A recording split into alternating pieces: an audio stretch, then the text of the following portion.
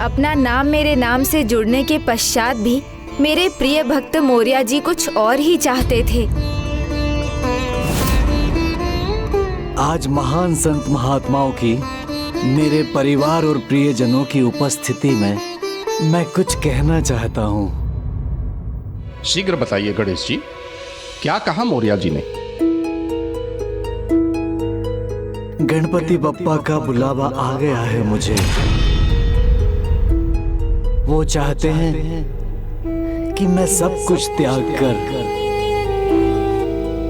उनसे एकाकार हो जाऊं, उनसे एकाकार हो जाऊं।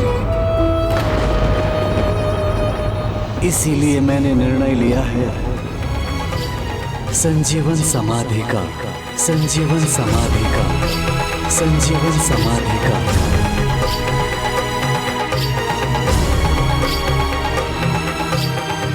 संजीवन समाधि प्रभु? हाँ, वो जीवित अवस्था में समाधिस्थ होकर मुझसे यानी अपने भगवान से एक हो जाना चाहते थे। फिर भक्त की इच्छा के विरुद्ध मैं कैसे जा सकता था? और उनका परिवार तो वैसे ही उनकी इच्छाओं के सामने नतमस्तक था। चिंचवाड़ में गणपति बप्पा पधार चुके हैं। मुझे प्रभु के दर्शन मिल गए। मेरे जीवन का उद्देश्य पूर्ण हो चुका है। अब मुझे प्रभु से एकाकार होकर अपनी भक्ति के चरम पर पहुंचना है। किंतु ये तन, उसमें बाधा है। अब तो बस एक ही उपाय है मेरी भक्ति को पूर्ण करने का। गणपति बप्पा द्वारा मेरी आत्मा को स्वीकार करने का।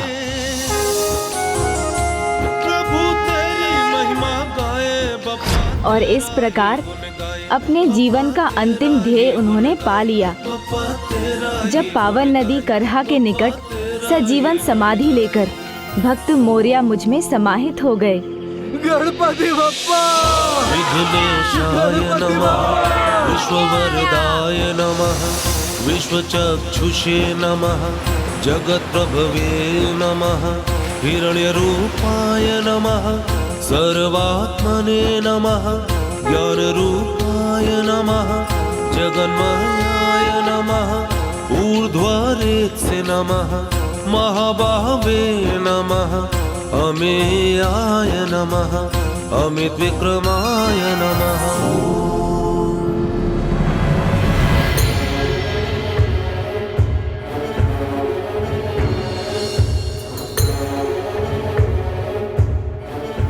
गणपति बप्पा,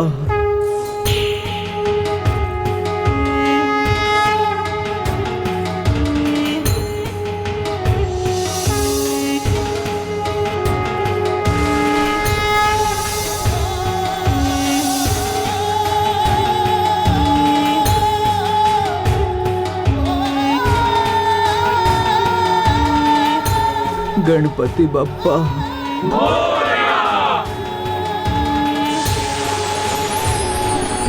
इस प्रकार आज भी सजीवन समाधि से भक्त मौर्य अन्य भक्तों का उद्धार करते हैं। भक्त मौर्य ने सदा अपना विश्वास अडिग रखा, अनेकों उपहास सहे, किंतु भक्ति का अनुपम उदाहरण प्रस्तुत किया। ये प्रमाणित कर दिया कि जिनको अपने आराध्य में अडिग विश्वास होता है, उन भक्तों की भक्ति अवश्य सफल होती है और स्वयं भगवान उनके पास आने को विवश हो जाते हैं। और पुष्पदंत जी, अपने हाथ देखिए।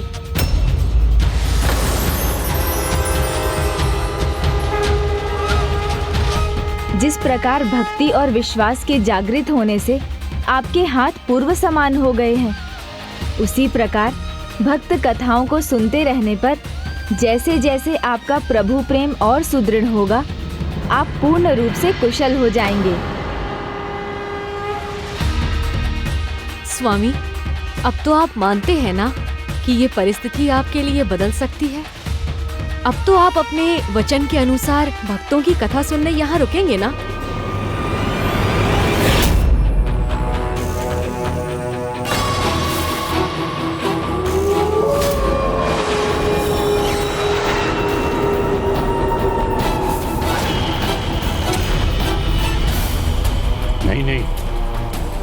मुझे विश्वास नहीं होता।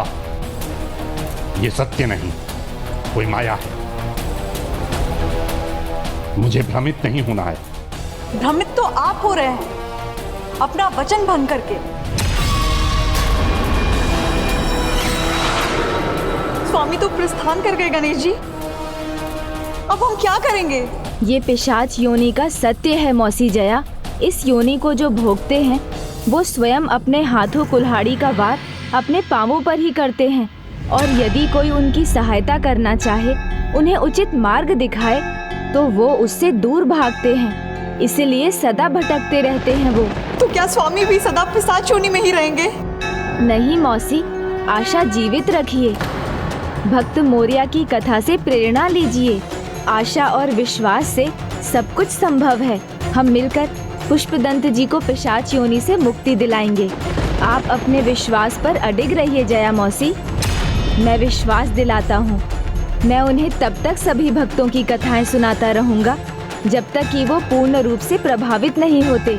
भक्ति की मर्यादा सीखकर स्वयं महान भक्त नहीं बन जाते। अब आप यहीं रुकिए। वो जहाँ भी गए हैं, मैं वहाँ से उन्हें ढूंढ कर लाता हूँ।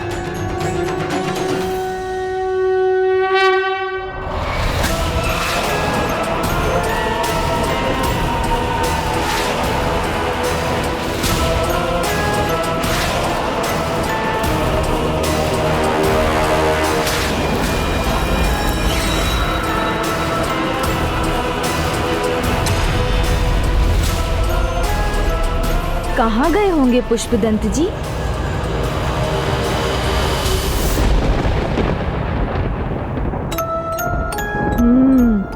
उस दिशा में जाना चाहिए मुझे। गणेश जी इस बार ढूंढते रह जाएंगे किंतु पकड़ नहीं सकेंगे मुझे।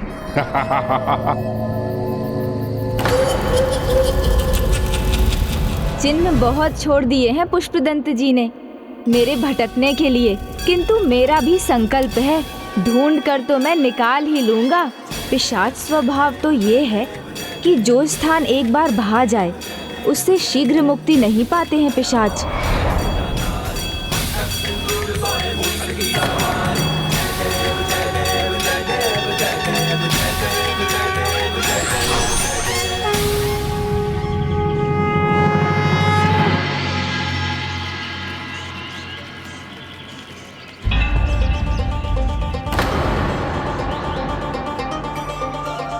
अवश्य पुष्पदंत जी यही हैं, इसी ग्राम में किसी दुर्बल पुरुष के तन में होंगे।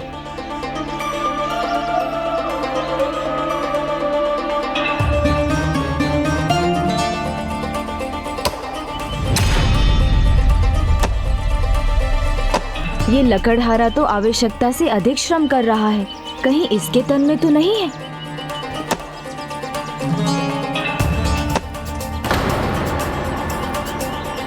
प्रणाम महाराज। नहीं, ये तो सामान्य ही है। कभी कभी जो दिखता है वो होता नहीं। ये अवश्य बलशाली है। मुझे कहीं और ढूंढना होगा।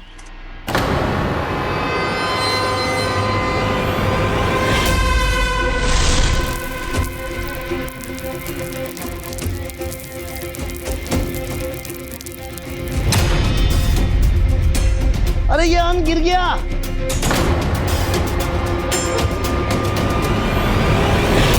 कोई बात नहीं स्वामी, मैं समेट देती हूँ।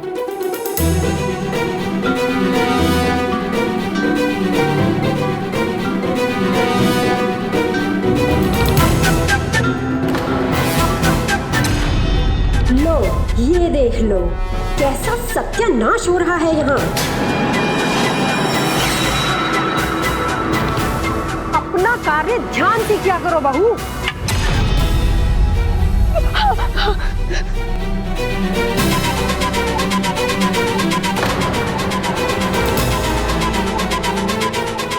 शीघ्र करो। अरे हम सब अपना कार्य सुचारू रूप से कर लेंगे, आप अपने कार्य पे ध्यान दीजिए।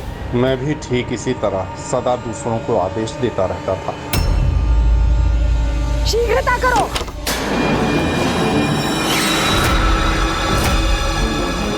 यह क्या हुआ? यह द्वार अपने आप कैसे बंद हो गया? द्वार खुला रहेगा तो टूट सकता है ना। मायका नहीं है तुम्हारा, वहां से द्वार नहीं लाइए तुम, ध्यान रखा करो। मुझे क्षमा कर दीजिए दीदी, मैं आपसे ध्यान रखूंगी। भाभी, क्या ये छोटी भाभी कैसा नींबू का काढ़ा बना दिया शीतल पे के स्थान पे। देखो ना माँ, इनसे एक भी कार्य ठीक से होता ही नहीं है। लेकिन आपने ही तो कहा था ना कि शक्कर कम डालनी है।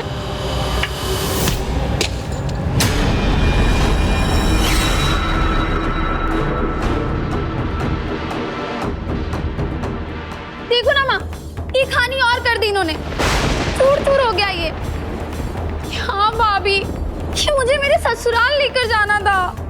जब तक दो चार इसे पढ़े नहीं, ये कोई कार्य ठीक से नहीं कर पाती है। हम जानते हैं इसका उपचार क्या है।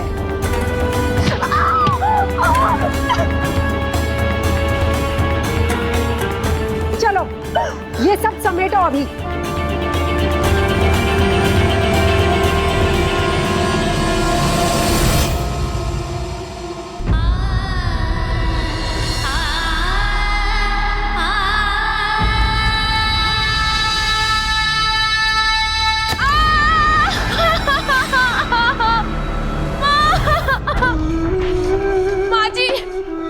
देखिए इसने छोड़ दिया था ताकि हमारे पाँव में गड़े। नहीं नहीं दीदी, मैंने जानबूझ के नहीं किया है। इतना छोटा सा कार्य भी नहीं कर सकती हो तुम।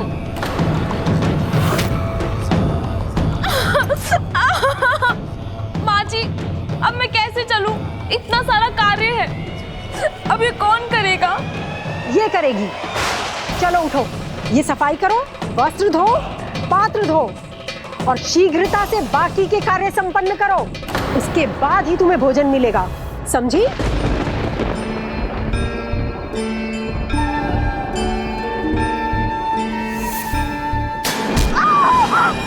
कोई उत्तर क्यों नहीं देती?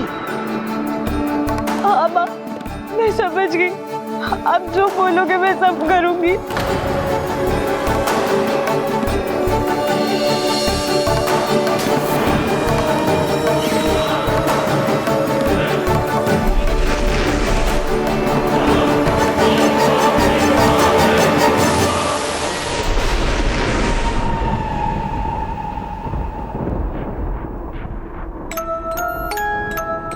पीछे मुड़कर क्या देख रही हो? चलो घर के सारे कार्य संपन्न करो।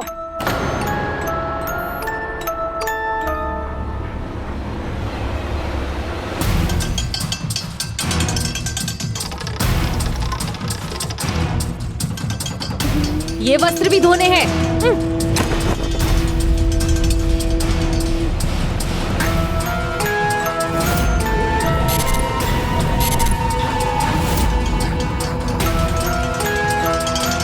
तुमसे कह रही हूँ, इधर देखो, अच्छे से धुलना उस वस्त्र को।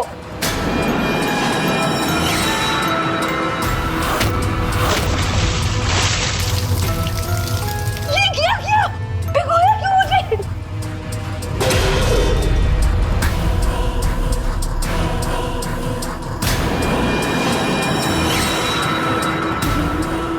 लगता है तुमको पाठ सिखाना ही पड़ेगा।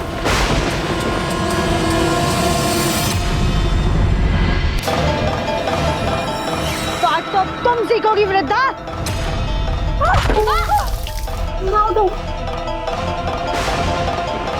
मेरी माँ के साथ ऐसी उटंडता।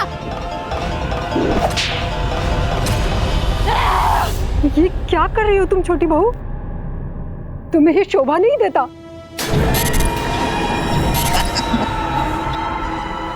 जान लो, जिसका भी उपहास हुआ है उसी ने इतिहास रचा है। किसी कार्य में थोड़ी सी भूल चूक हो जाए तो मेरा परिहास करोगे, मुझे प्रताड़ित करते रहोगे। माँ!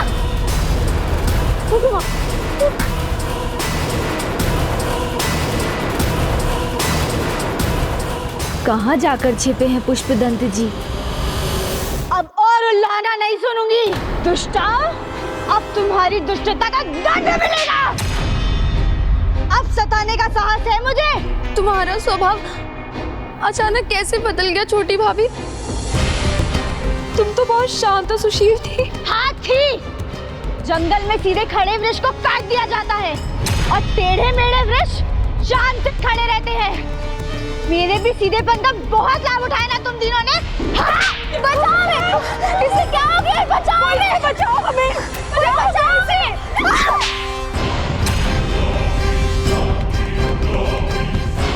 सासू माँ है ये तुम्हारी, इनके साथ दुर्व्यवहार करोगी तो नर्क में जाओगी।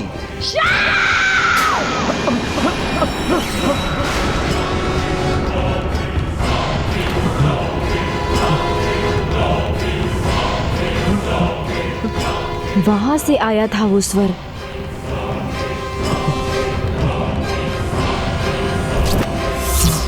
बहुत उपहास कर रहे थे मेरा ना, अब और नहीं।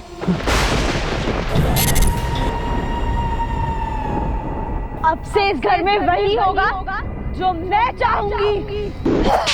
चलो सभी अपने कान पकड़ो और उठक बैठक शुरू करो।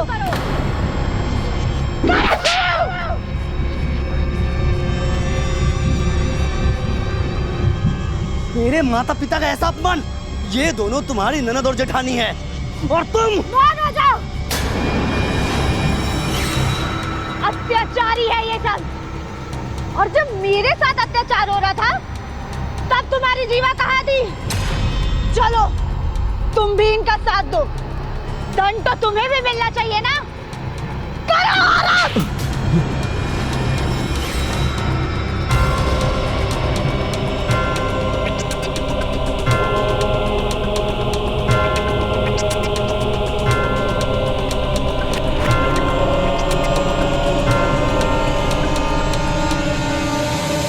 जैसी करनी वैसी भरनी। कन्या बहू हो या बेटी, अत्याचार तो अनुचित है ना। बस बहुत हो गया बहू, अब छोड़ दो। देखो लोग भी देख रहे हैं, कितना अपमान हो रहा है।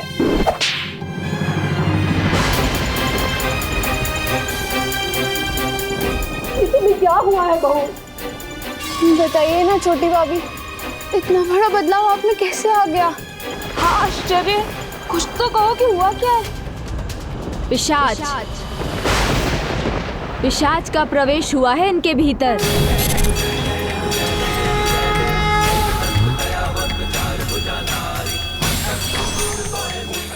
अरे गणेश जी यहाँ भी पहुंच गए, मुझे पहचान भी लिया, तो मुझे निकलना चाहिए यहाँ से।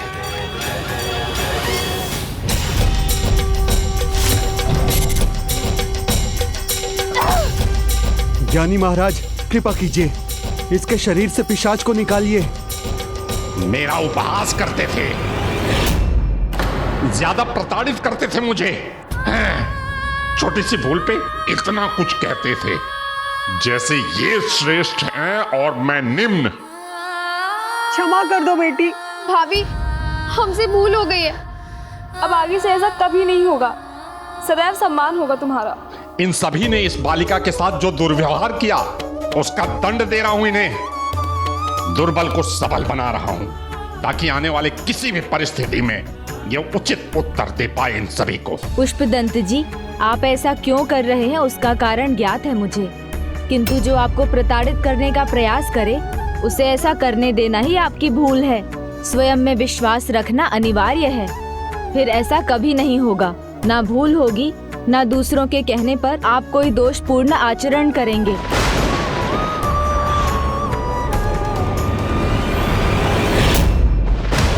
पुष्पदंत, द्वारपाल की मर्यादा का उल्लंघन कर तुमने हमारे वार्तालाप को सुना था, इसलिए मैं तुम्हें श्राप देता हूँ कि तुम पिशाच बन जाओ। दोष तो हुआ है मुझसे, बहुत बड़ा दोष। अब वचन देने का समय आप सबका है। अपनी बहू रानी को अपने घर की पुत्री बनाकर रखेंगे आप, उसे प्रेम देंगे, तभी मैं इस पिशाच को उनके भीतर से बाहर ला सकूंगा। उचित कहा ना पिशाच जी, तभी बाहर आएंगे ना आप। हाँ महाराज। हमें क्षमा कर दो छोटी बहू। आज के बाद सदा अच्छा व्यवहार करेंगे तुम्हारे साथ। हर हर महादेव।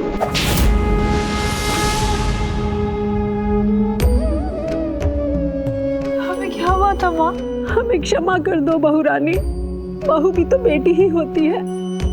अब यहाँ ना तुम्हें कोई प्रताड़ित करेगा और ना तुम्हारे साथ कोई दुर्व्यवहार करेगा।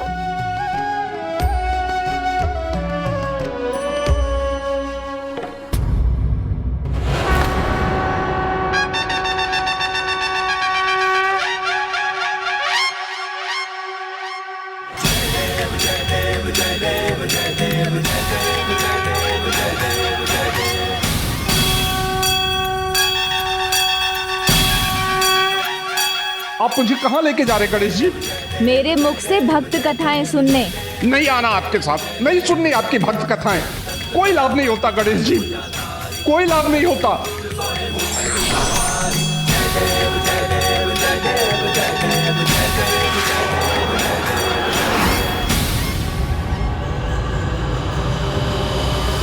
जया मौसी पिशाच प्रवृत्ति के अधीन हो गए हैं पुष्पदंत जी।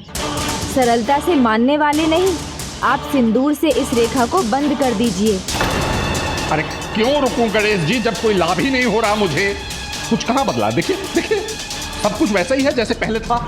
कथाओं के प्रभाव को स्थायी रूप से रहने के लिए उनमें पूर्ण विश्वास, भक्ति की महिमा और अपने भीतर प्रभु भक्त को पहचानना होगा। किंतु आपने तो ऐसा नहीं किया, वचन भंग कर यहाँ से चले गए। अब आप भक्त मोरिया की कथा से प्रेरणा लीजिए, फिर देखिए कितना लाभ होगा आपको। आप कथा मत सुनाइए गणेश जी, मेरी बात सुनिए। आपके कथा सुनाने का मुझे कोई लाभ नहीं हुआ है। यदि वो खोना ही है तो क्यों रुकूं मैं यहाँ? कहा ना, फिर से पिशाच हो गए मेरे हाथ। आपके हाथ पिशाची से साधारण और फिर पिशाची बने हैं, किंतु मैं आपको ऐसी कथा सुनाऊंगा जहाँ भक्ति और विश्वास से कटे हुए हाथ भी पूर्व समान हो गए। इसलिए ये कथा पूरे विश्वास से सुनिए। उचित है गणेश जी, किंतु मेरी एक शर्त है। वो शर्त ये है कि यदि जया सिंदूर के घेरे को बंद करेगी तो मैं नहीं सुनूंगा ये कथा, और अगली कहानी तभी सुनूंगा जब इस कहानी को सुनकर मेरे प्रश्न का उत्तर मिलेगा। ये शर्त पुष्पदंत जी की नहीं, उनकी पिशाच प्रवृत्ति की है, जिसे माने बिना मैं उन्हें कथा सुना नहीं सकता, और मान लेने पर पिशाच प्रवृत्ति कुछ ना कुछ अनुचित ही करेगी। उचित है, मुझे आपकी शर्त स्वीकार है। अच्छा तो सुनाइए गणेश जी, कौन था वो जिसके हाथ भंग होकर के वापस लौट आए थे? ये कथा है कनीपक्कम क्षेत्र की, जहाँ दो भ्राता वास करते थे, ऋषि लिखित और ऋषि शंख। दोनों ही राजगुरु के पद पर थे। लिखित छोटे भ्राता थे और वो राजा के विश्वास पात्र सलाहकार थे।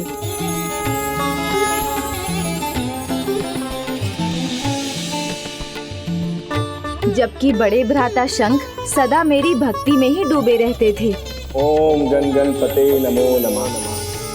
ओम गण गणपते नमः। और फिर एक दिन लिखित अपने बड़े भ्राता शंख से मिलने उनके आश्रम पधारे। भैया भैया। नाम प्रभु। लगता है कोई नहीं है। अवश्य भ्राता श्री विनायक के दर्शन करने कनीपक्कम गए होंगे। यहीं प्रतीक्षा करता हूँ। अब आया हूँ तो भेंट के बिना लौट कर नहीं जाऊंगा।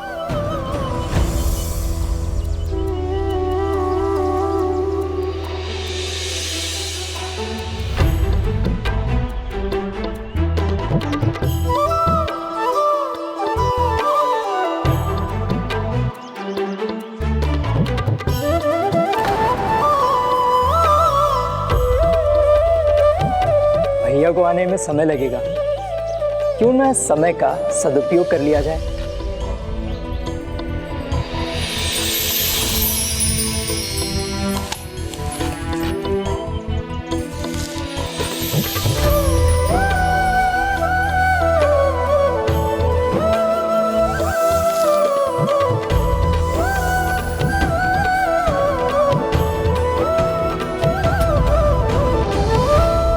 भ्राता।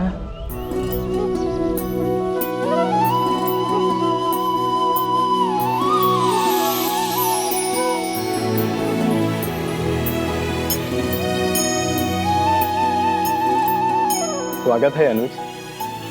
अधिक प्रतीक्षा तो नहीं करनी पड़ी ना तुम्हें? और कोई विशेष कारण है आने का? भैया प्रतीक्षा करने में आनंद ही आया। और आपके वृक्ष के आम बहुत ही स्वादिष्ट थे। आप यहाँ नहीं थे तो आपसे बिना पूछे ही ले लिए।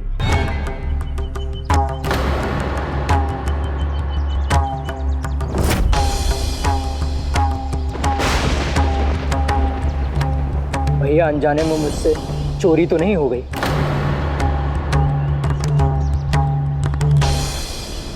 आप भ्राता बनकर नहीं, गुरु बनकर बताइए ना, ये जो कुछ भी मैंने किया धर्म के अनुसार था अथवा चोरी थी?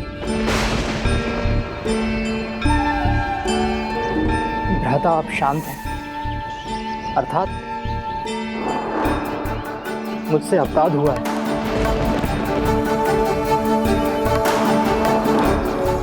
हाँ भ्राता, दुर्भाग्यवश ये चोरी ही हुई है तुमसे।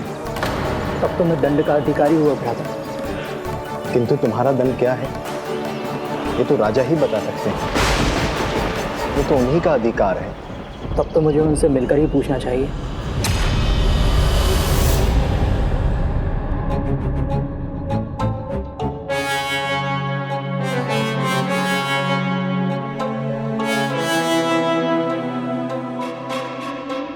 प्रणाम राजगुरु। प्रणाम। विराजी। राजन, एक अपराधी सम्मान का नहीं दंड का अधिकारी होता है। राजगुरु, ये क्या कह रहे हैं? ये कैसे संभव है? कैसे संभव है?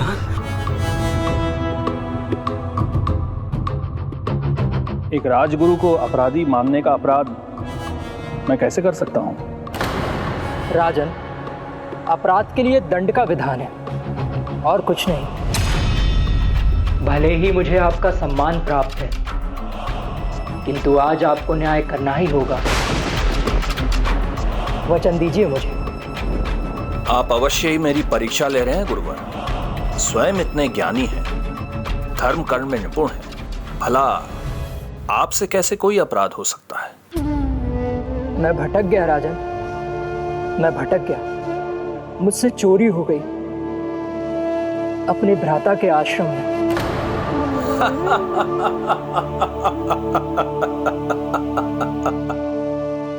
अपने भ्राता के आश्रम से कुछ ले लेना चोरी नहीं कहलाती।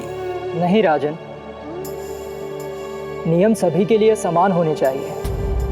किसी से बिना अनुमति लिए उसका कुछ ले लेना चोरी ही तो है, चाहे वो आपका संबंधी ही क्यों ना हो। और ये अपराध मुझसे हुआ है राजन। आपका राजधर्म है, मुझे दंड दें।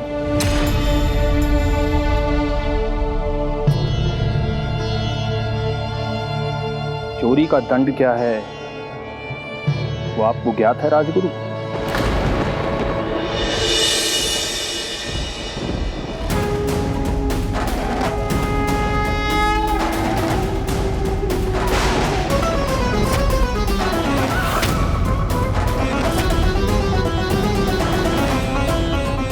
उचित है, मैं अपना दंड स्वीकार करता हूँ।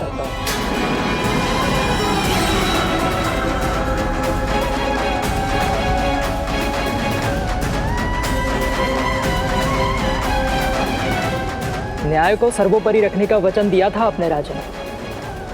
अब न्याय कीजिए, क्योंकि यदि आज आपने मेरे साथ पक्षपात किया तो आपको फिर सभी को क्षमादान देना होगा। राजन, आप अपने कर्तव्य का पालन कीजिए।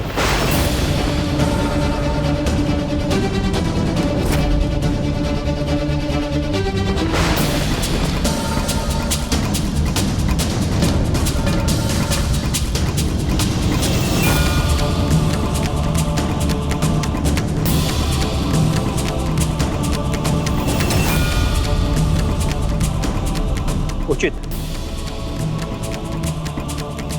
न्याय के अनुसार चोरी के अपराध में राजगुरु के हाथ काट दिया जाए।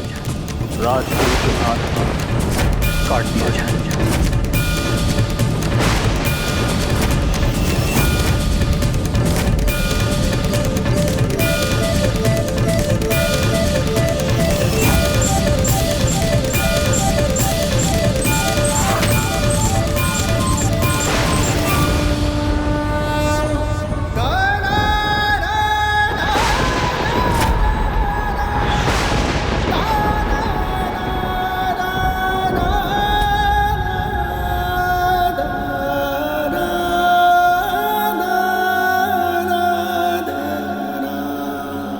ये होता है धर्म का पालन। अपने भ्राता के आश्रम से लेकर खाया आम लिखित ने अपराध मानकर उसका दंड स्वीकार किया। ये था उनका प्रायश्चित, क्योंकि भूल स्वीकार करना प्रायश्चित का प्रथम पग है। उष्यत् सुखेषु कालेषु त्यागो अमृत निर्झरा। किंतु जिनको आपसे प्रेम है वो आपकी भूल को भूलकर हर अवस्था में आपकी सहायता ही करना चाहते हैं। शंख के लिए भी अपने भ्राता को इतने कष्ट में देख पाना असंभव था।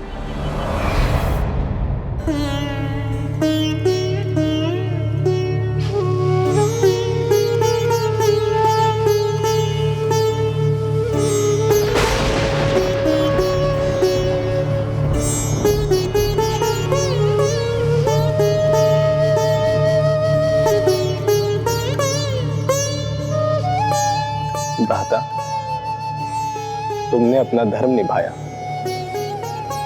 अब मुझे अपना धर्म निभाने दो। भ्राता, तुम्हारे सारे कष्ट दूर हो जाएंगे, तुम्हारा प्रायश्चित भी पूर्ण होगा। चलो भ्राता, मेरे साथ श्री विनायक के कनिपक्कम स्थल चलो। वहां प्रभु हमें हमारी भक्ति और सच्चाई दोनों का परिणाम अवश्य देंगे। उनकी कृपा से तुम्हें तुम्हारे हाथ पुनः प्राप्त होंगे। किंतु भ्राता, ये भला कैसे संभव है? संभव है, अवश्य संभव है, क्योंकि भगवान अपने भक्तों को कभी कष्ट में नहीं देख सकते। मुझे उन पर विश्वास है और विश्वास है मुझे मेरी भक्ति पर। चलो भ्राता, मेरे साथ चलो। अवश्य भ्राता, अवश्य।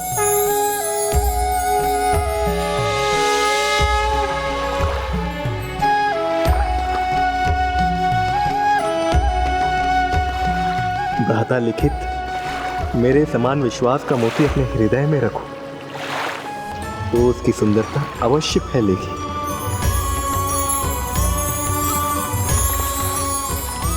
जय श्री विनायक। जय श्री विनायक।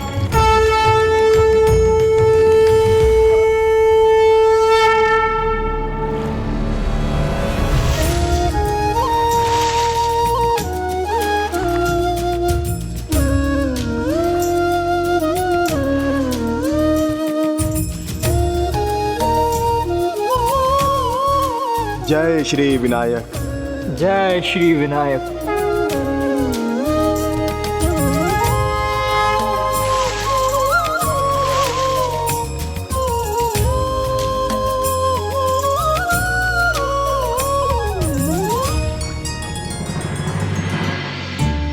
हे मेरे प्रभु, मेरे श्री विनायक, दया कीजिए, दया कीजिए हम पर। मेरे भ्राता से अनजाने में जो भूल हुई है उसका दंड भुगत चुका है वो।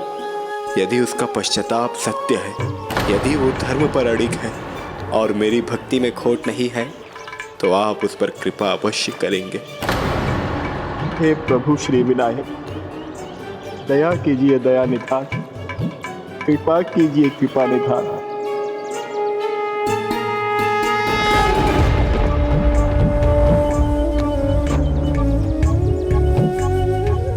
आपके वृक्ष के आम बहुत ही स्वादिष्ट थे, तो आपसे बिना पूछे ही ले लिए।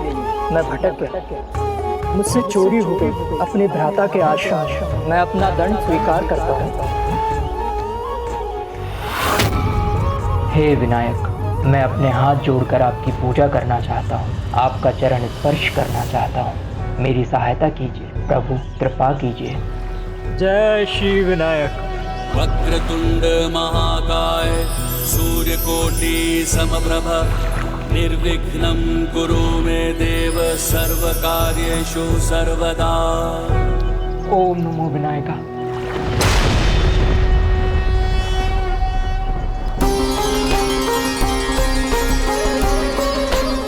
ओम नमो विनायका।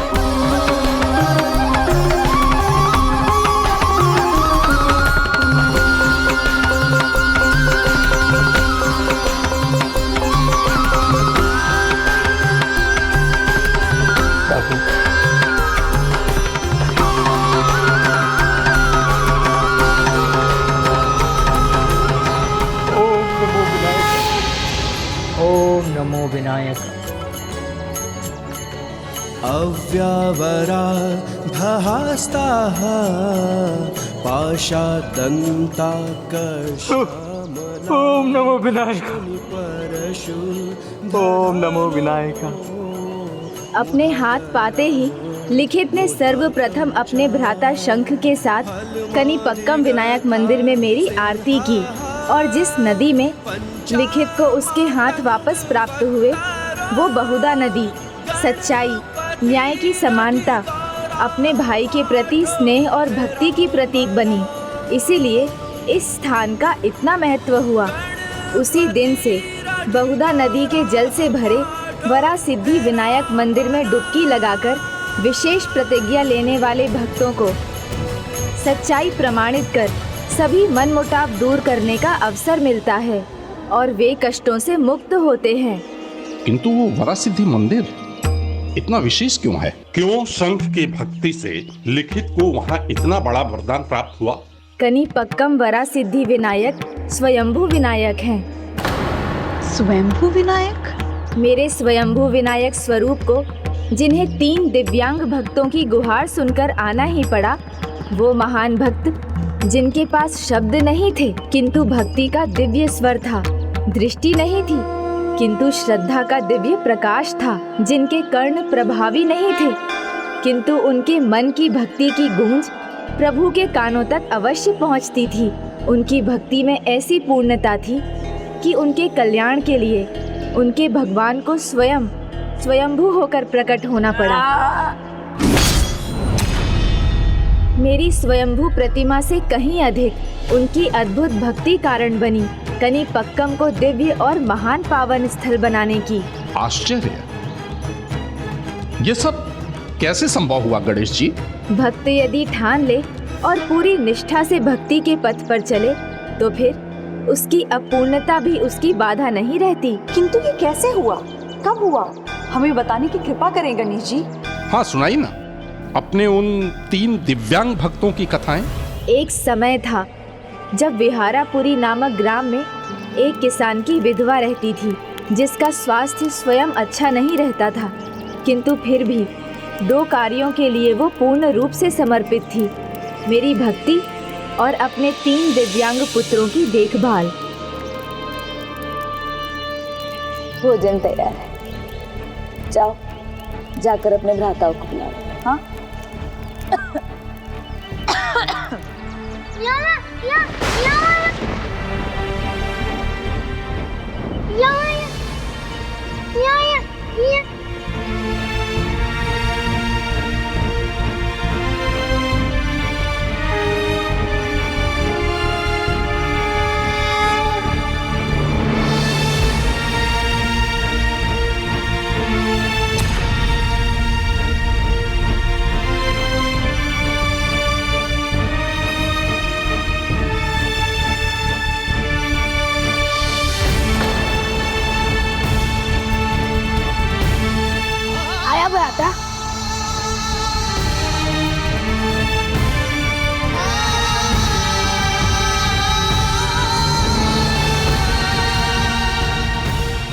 जिस परिवार में मेल हो वहाँ संतोष का निवास होता है।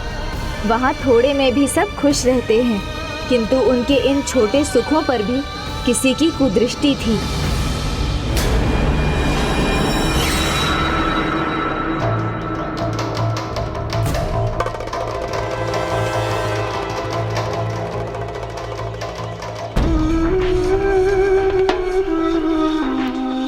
उनका कपटी चाचा लालच में उन्हें घर से निकालकर उनके खेत प्राप्त करना चाहता था।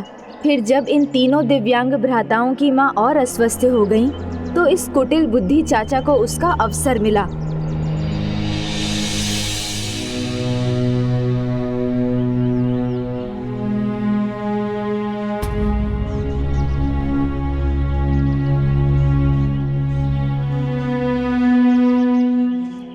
जी आप कुछ कहते क्यों नहीं? माँ स्वस्थ तो हो जाएगी ना? हाँ हाँ, क्यों नहीं, स्वस्थ होंगी, अवश्य होंगी।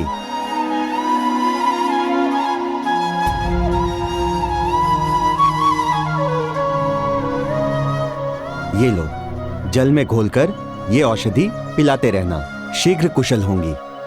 देखा, मैंने कहा था ना कि चिंता की कोई बात नहीं और वैद्य जी को बुलाने का भी कोई कारण नहीं है।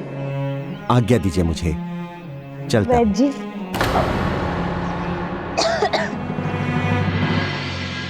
वैद्य जी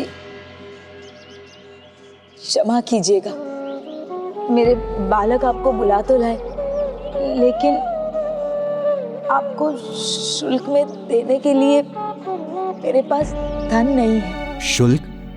कैसा शुल्क? आपके पति मेरे मित्र थे, तो क्या मैं इतना नहीं कर सकता? चलता।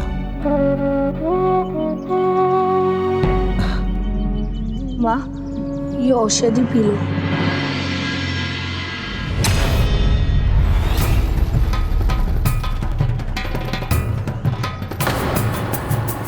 अभी के यहाँ वैद्य जी?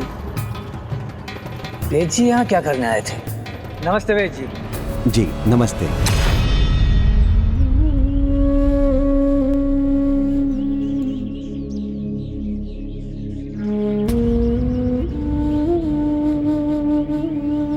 नहीं माँ, तुम विश्राम करो, तुम आज कार्य नहीं करोगी।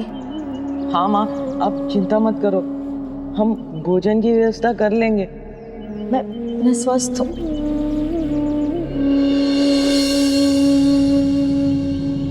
क्या बात है वैद्य जी, कोई गंभीर समस्या है? हाँ, यदि इनका ध्यान ना रखा गया तो इनका जीवन संकट में पड़ सकता है। भाभी की अवस्था अत्यधिक गंभीर है, कभी भी कुछ भी हो सकता है।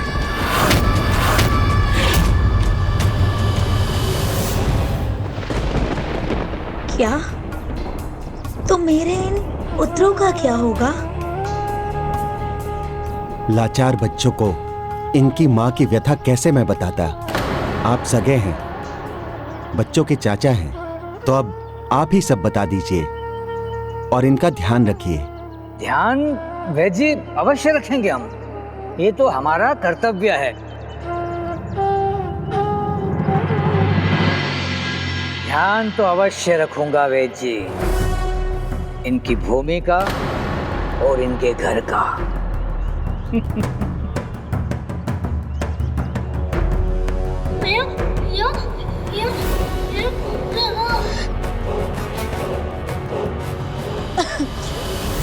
कुछ नहीं हुआ मुझे, कुछ नहीं हुआ।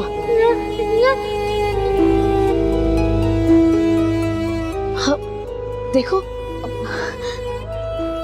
चिंता का कोई कारण नहीं है, कुछ नहीं हुआ है मुझे। और प्रभु विनायक है ना, सब कुशल कर देंगे, उनमें विश्वास रखो। कुछ नहीं हुआ मुझे, कुछ भी नहीं हुआ। तुम लोग सब निश्चिंत रहो। हाँ, मैं भोजन पकाती हूँ।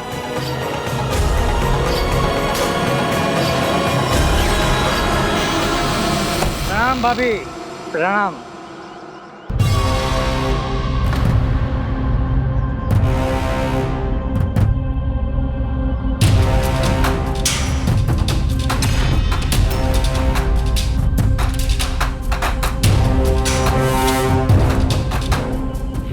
भाभी, आज स्वादिष्ट भोजन पकाना। देवर जी, यदि आप हमें हमारे घर से निकालने की मंशा से आए हैं तो। अरे भाभी जी, कैसी तबीयत है अभी ये बताइए। वैसे दिखने में तो आप स्वस्थ लग रही हो, ये तो वैद्य जी है कि व्यर्थ में मुझे भयभीत करके चले गए। वैद्य जी से कह दीजिए मैं कुशल हूँ और मुझे कुछ नहीं हुआ।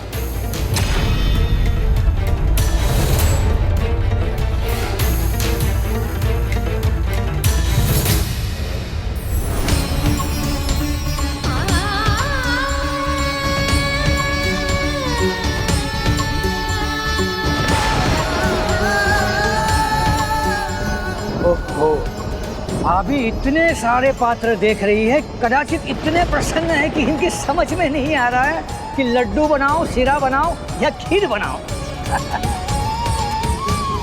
क्या हुआ भाभी जी, सारे पात्र खा लिए? बड़े दुख की बात है ये तो। लगता है आज भी देवर को भाभी के घर से भूखे ही जाना पड़ेगा और ये बालकों को भी भूखे पेट ही सोना पड़ेगा।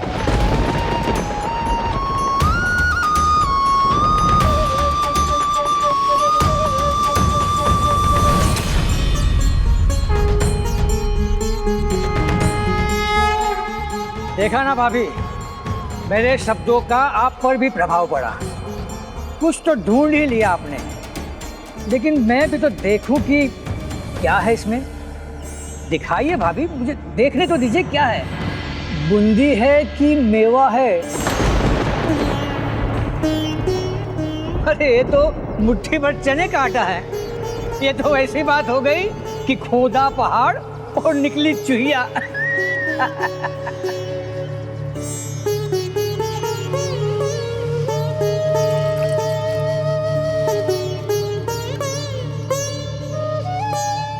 भाभी पहले ये तो बताइए इसका क्या बनाओगी और इन सबका पेट कैसे भरोगी? देवर जी, अपने बच्चों को भोजन में खिला दूंगी, आप चिंता मत कीजिए।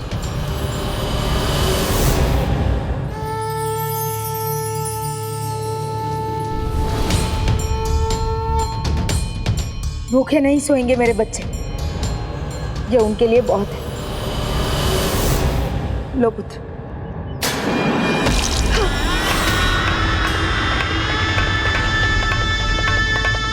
क्षमा कर दीजिए माँ, सब गिर गया ना। अब तो भूख मिटने की आशा भी नहीं रही भाभी जी। चलो भाभी जी, चलता हूँ। भूख के मारे बच्चे बेचारे।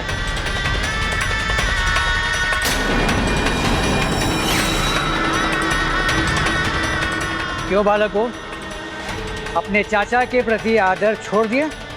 प्रणाम ही नहीं करते? अब मैं जा रहा हूँ, अब तो प्रणाम करो। प्रणाम चाचा।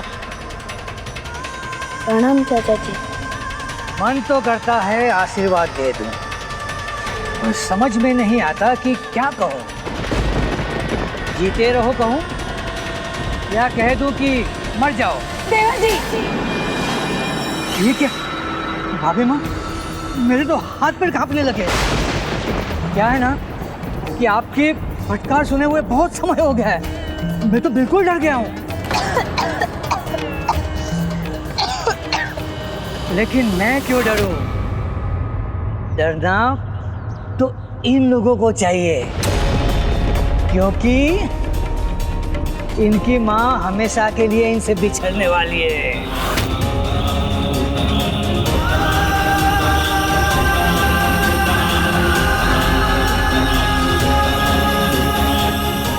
सुना तुमने बालकों, मैंने क्या कहा?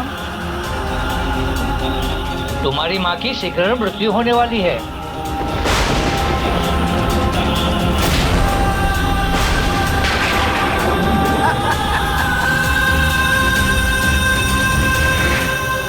देवर जी, ये क्या कर रहे हैं आप? जो है सो है। मैं तो इन्हें सत्य का परिचय करवा रहा हूँ। और भाभी, प्रतिदिन मृत्यु का सामना करने से तो अच्छा है कि मृत्यु एक बार आ जाए बस। भाभी जी, जो ना बोल सकता हो, ना सुन सकता हो, ना देख सकता हो, भला आपके जाने के बाद अपना जीवन कैसे व्यतीत करेंगे? कि कभी आपने सोचा है कि अगर आपको कुछ हो गया तो आपके जाने के बाद इनका क्या होगा, सोचा है कभी? मेरा तो यही मानना है कि तड़प के मर जाने से अच्छा है एक ही बार मृत्यु को स्वीकार कर लो। यदि आप अपनी मृत्यु के बाद इन्हें तड़पते हुए नहीं देखना चाहती हैं, तो फिर इस समस्या का हल है हमारे पास। भाभी जी, आपको और कुछ नहीं करना है, बस धतूरा ले आओ, आप खाओ और इन्हें भी खिलाओ, फिर सभी लोग आराम से खाकर हमेशा के लिए सो जाओ। समस्या अपने आप सुलझ जाएगी। पिता के बाद चाचा का स्थान होता है, परंतु ऐसे दुष्ट चाचा को जीवित रहने का कोई अधिकार नहीं। दुष्ट तो अपने दुष्टता भरे वचन बोलकर चला गया, किंतु वो रात भर माँ के हृदय को बेधते रहे और अंततः उनका मन निराशा से भर गया।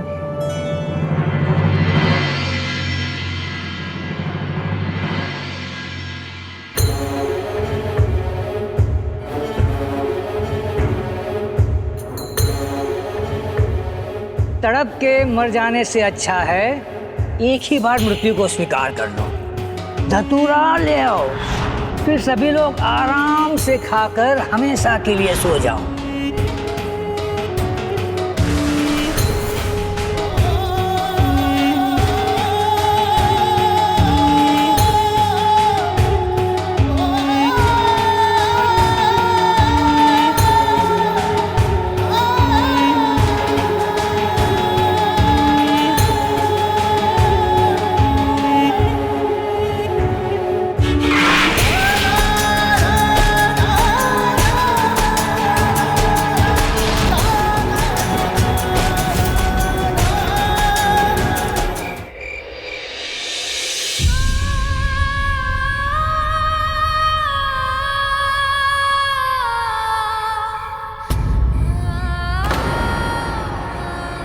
धतूरे का पौधा, धतूरा ले आओ, आप खाओ और इन्हें भी खिलाओ, फिर सभी लोग आराम से खाकर हमेशा के लिए सो जाओ। हम चारों के लिए एक एक धतूरे का फल ले जाऊंगी।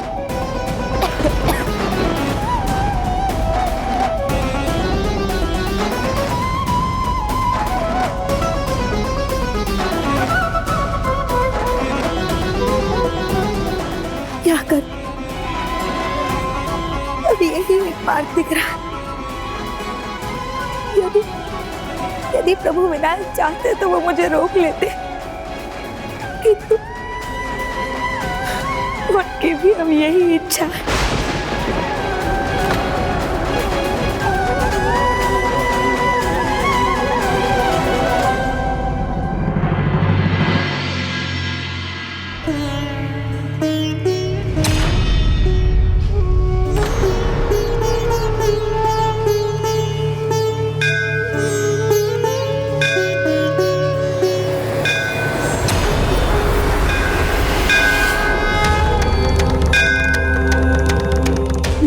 मुझे बुला रहे हैं, प्रभु अवश्य मुझे बुला रहे हैं।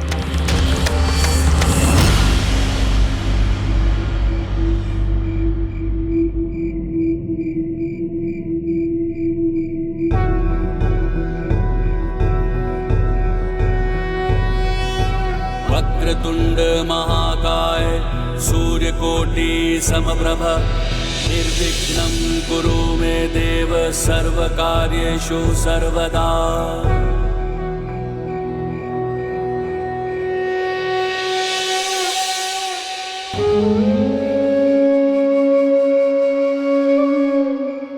हे प्रभु, हे अंतर्यामी, अब मैं क्या करूं? जन्म देने वाली अब जीवन छीनने के विवश में है। ये कैसा दुर्भाग्य है प्रभु। मेरे जाने के बाद मेरे बच्चों की होने वाली दुर्दशा की कल्पना से मैं असहाय हो गई हूँ प्रभु। हे दयानिधान, आप नहीं चाहते ना कि मैं ये पाप करूं, तो इस विवशता से निकलने के लिए कोई उपाय सुझाइए प्रभु, कोई उपाय सुझाइए प्रभु, कोई उपाय सुझाइए।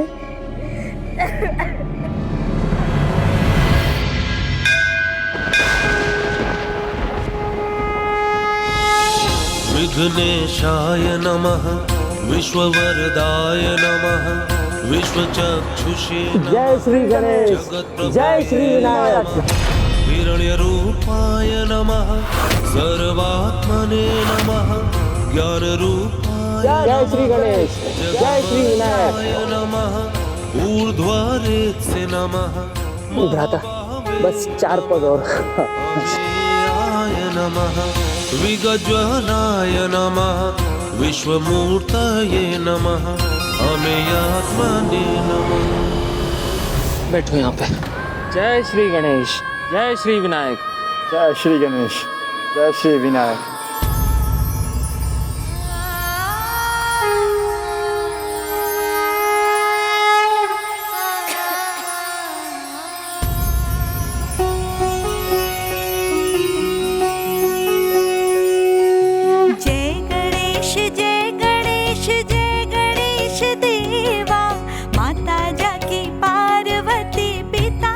दूसरे का सहायक बनने पर कुछ भी असंभव नहीं रहता।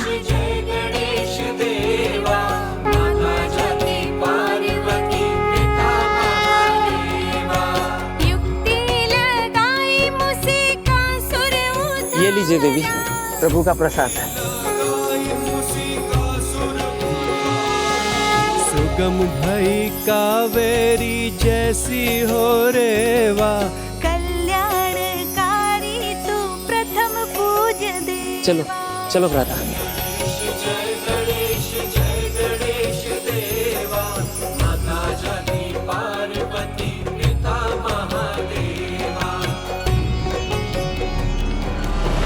सीधे चलो भ्राता।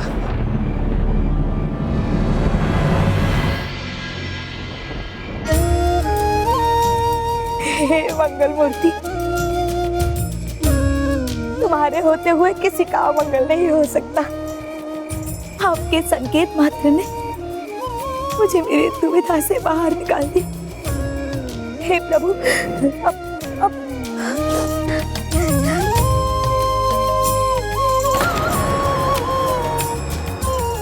आपका कोटि कोटि धन्यवाद प्रभु।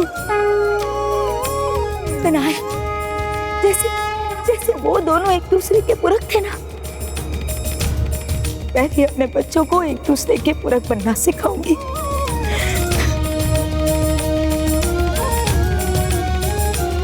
मेरी बस एक गुहार है प्रभु, बस मुझे थोड़े से समय का जीवन दान दे दीजिए प्रभु,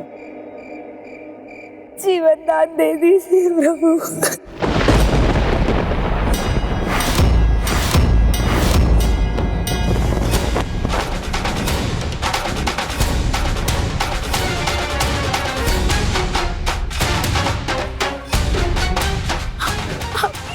के लिए धन्यवाद प्रभु, आपकी इस कृपा के लिए धन्यवाद।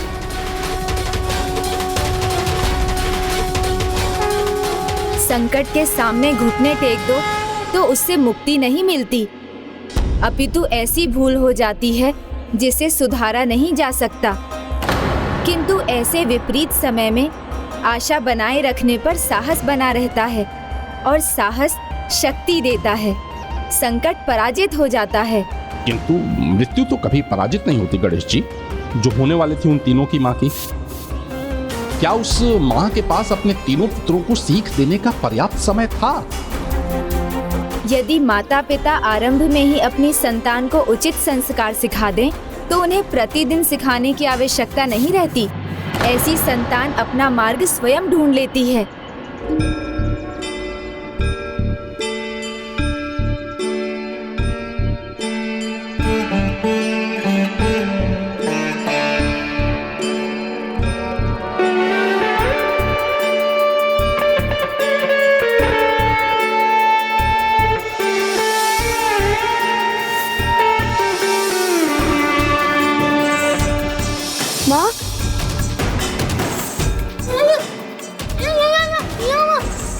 बाहर भी नहीं है, इससे तो कभी नहीं जाती माँ।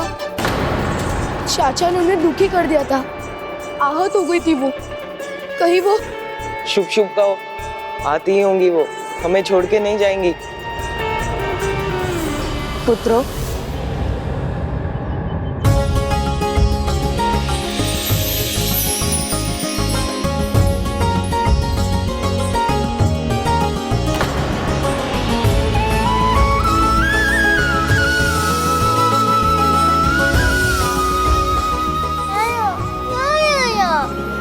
सत्य का तुम्हारे साथ ना होकर भी मैं सदा तुम्हारे साथ ही रहूंगी।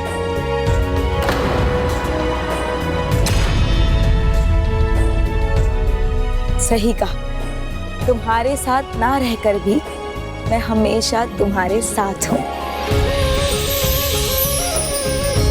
समय कितना भी अंधकारमय क्यों ना लगे, आशा के दीप प्रकाश भर ही देते हैं। और आज मैं तुम लोगों के लिए भोजन और आशा के साथ लौटी हूं।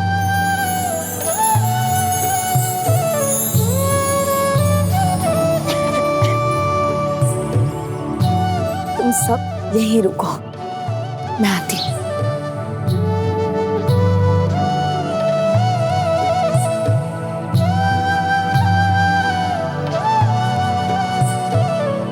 देखो मैं तुम्हारे लिए क्या लाई, लड्डू।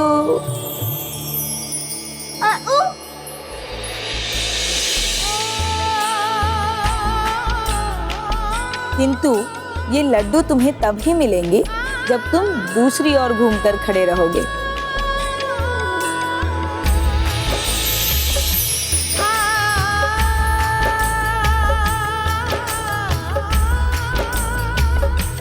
आओ पुत्र, लड्डू ले सकते हो। अरे ऐसे नहीं। देखो अपने भाइयों को, वो आगे ना बढ़ सके। अकेले अकेले लड्डू खाकर प्रसन्न हो जाओगे।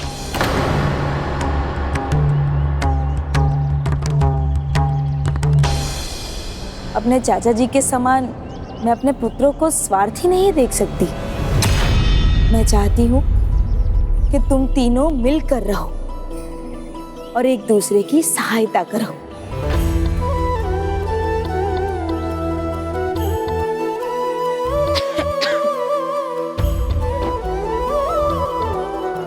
आज से तुम तीनों एक दूसरे के सहायक बन के रहोगे, एक दूसरे की कमियों को दूर करोगे, एक साथ काम करोगे, जैसे एक हो, पूर्ण हो। जैसे उंगलियां 5 होती है पर बंध जाए तो मुट्ठी बनती है।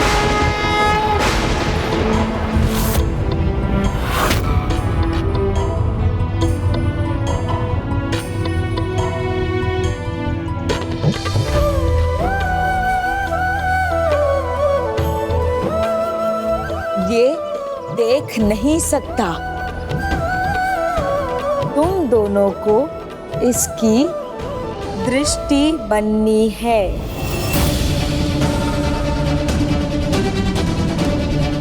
ये सुन नहीं सकता, तुम दोनों को इसके कान बनकर इसकी सहायता करनी है।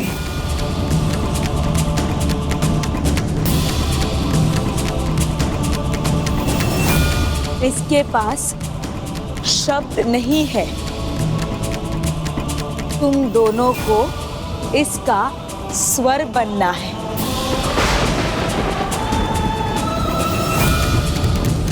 तो मेरे पुत्रों, अब एक बनो और जाओ, जाकर लड्डू प्राप्त करो।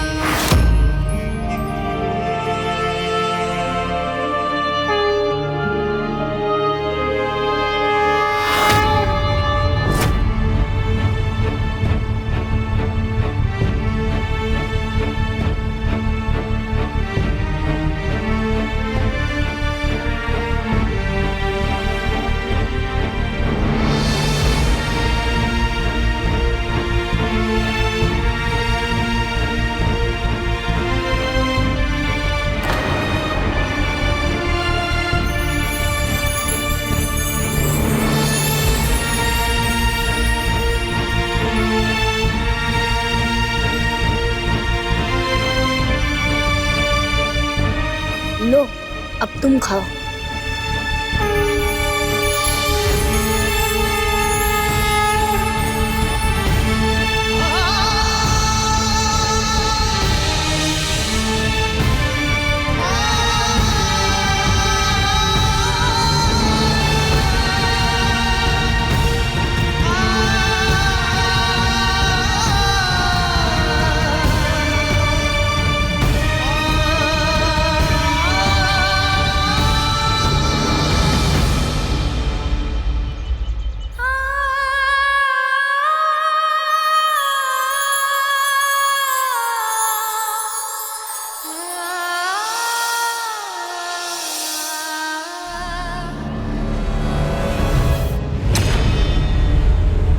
ओहो, बड़ा एका हो गए इन सभी में। कोई बात नहीं, होने दो, अधिक समय कहाँ रह सकेगा।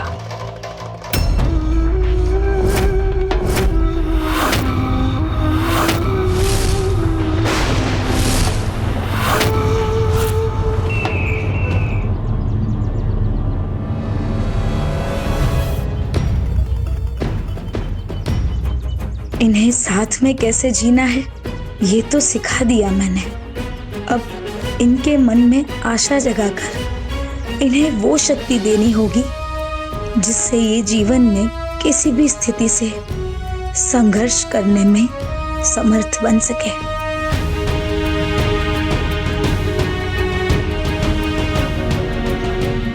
आओ पुत्र, यहाँ बैठो।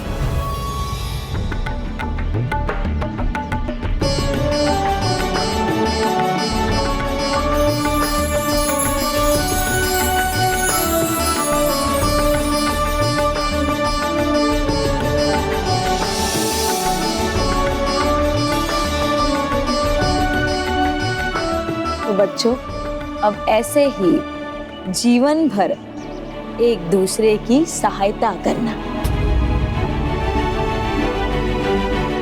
तो प्रभु विनायक तुम्हारी भी रक्षा करेंगे।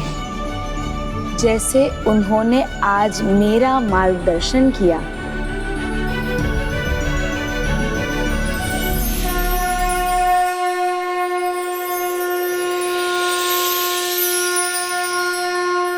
वैसे ही प्रभु विनायक तुम्हारा भी मार्गदर्शन करेंगे।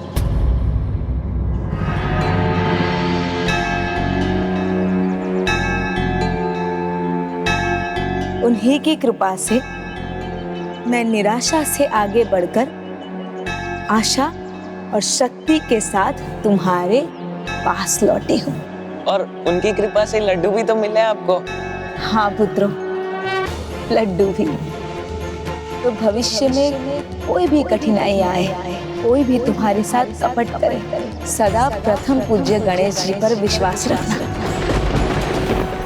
वो विश्वास ही तुम्हारी शक्ति बनेगा।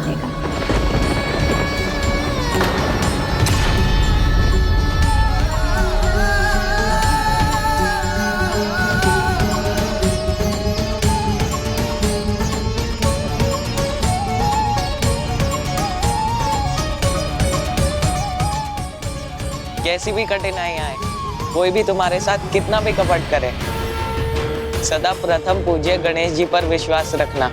वो विश्वास ही तुम्हारी शक्ति बनेगा।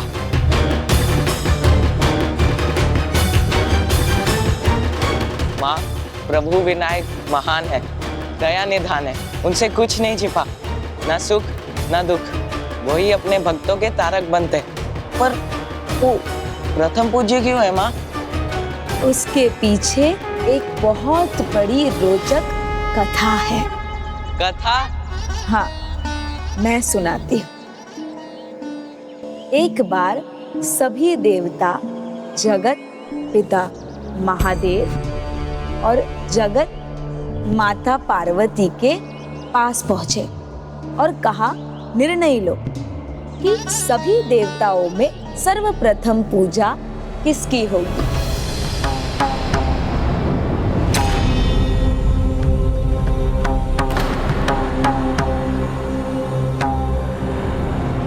सभी देवताओं में प्रथम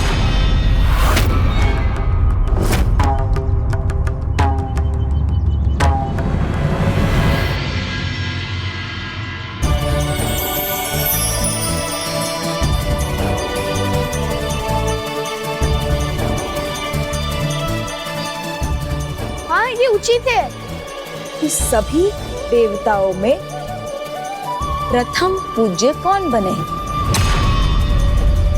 तो माँ, फिर महादेव ने क्या किया? उन्होंने कर दी एक घोषणा कि होगी प्रतियोगिता।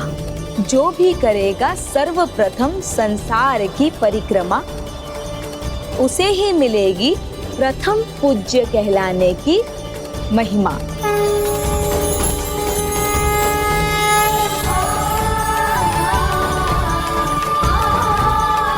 उन भ्राताओं को वो कथा इतनी भा गई कि वो तीनों प्रतिदिन वही कथा सुनना चाहते थे और वो कथा सुनाकर उनकी माँ उन्हें आशा और प्रेरणा देती थी। भिन्न भिन्न और अत्यंत शक्तिशाली अद्भुत गति के स्वामी थे सबके वाहन। किंतु गणेश जी के पास थे मूषक। नहीं थे वो शक्तिशाली जैसे थे इंद्रदेव के वाहन महान गज ऐरावत।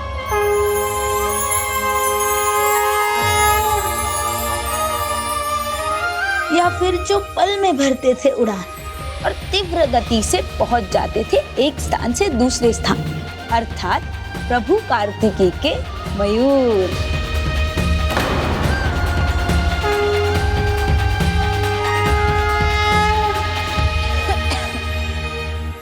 किंतु प्रभु विनायक ने नहीं मानी हार।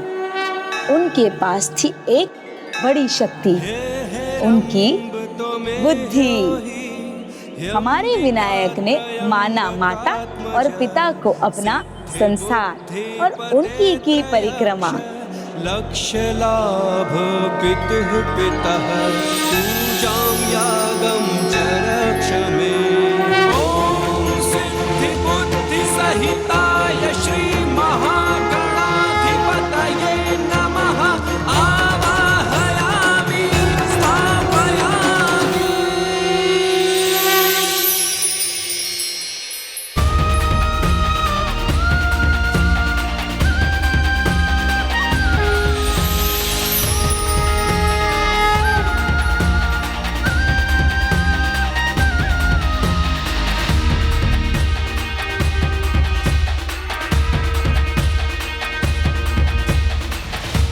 पुत्र,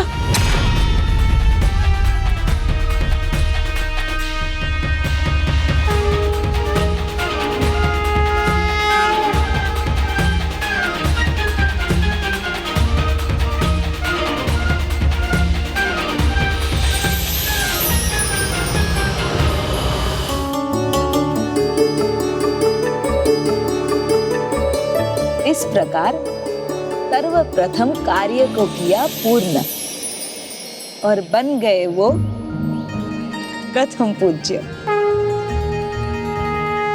यदि अपने लक्ष्य के प्रति एकाग्र हो तो अपनी कमियों पर भी विजय प्राप्त कर सकते हो।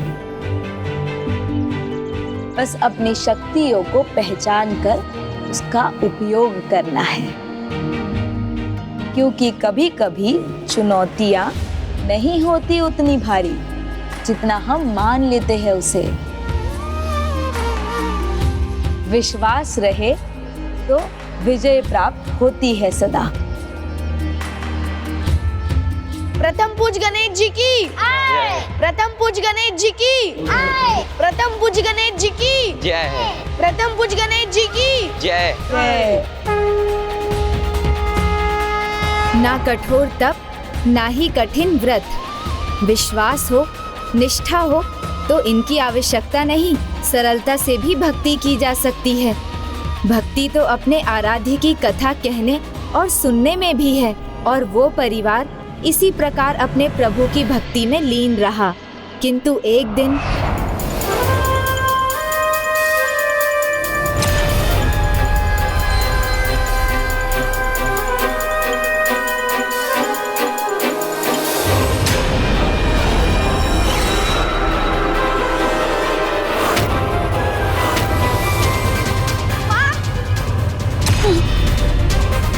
क्या हुआ माँ? माँ क्या हुआ? क्या हुआ माँ? बैठो माँ। माँ क्या हुआ? माँ क्या हुआ? क्या हुआ माँ? मैं ठीक हूँ, कुछ नहीं हुआ मुझे। बहुत कार्य बाकी है, मैं जाती हूँ। नहीं माँ, आप कोई कार्य नहीं करेंगी। अब विश्राम कीजिए। किंतु मैं नहीं। शेष कार्य हम कर लेंगे माँ, मिलकर। माँ कर लेंगे। माँ आप विश्राम कीजिए माँ।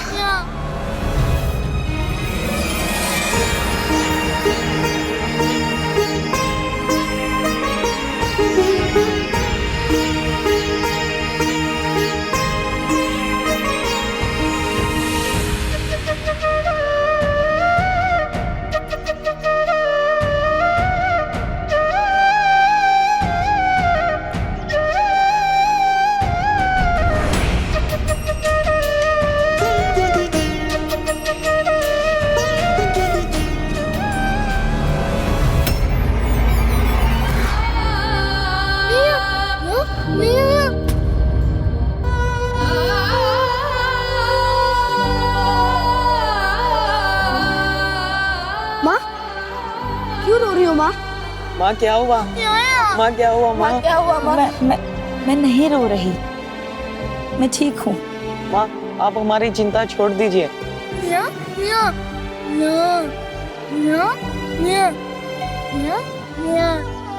जब प्रथम पूज्य विनायक है हमारे साथ तो चिंता की क्या है बात माँ? माँ आप यही रहना, हम कथा सुनाते। चलो भ्राता। हाँ माँ।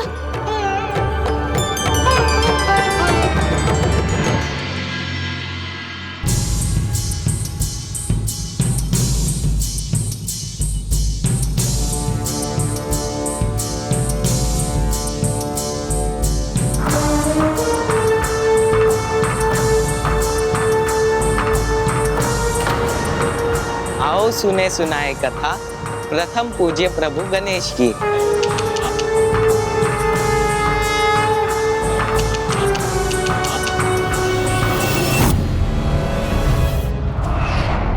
उस दिन के बाद से उनकी माँ के स्थान पर वो तीनों ही मेरी कथा सुनाने लगे। उन्हें ये तब ज्ञात नहीं था कि ऐसा कर वो अपने भविष्य का निर्माण कर रहे थे। पहुंचे जब उनके सामने देवता, सोच में पड़ गए स्वयं जगत पिता, क्योंकि प्रश्न ही कुछ ऐसा पूछा था। कैसे कहते कि कौन थे प्रथम पूज्य देवता?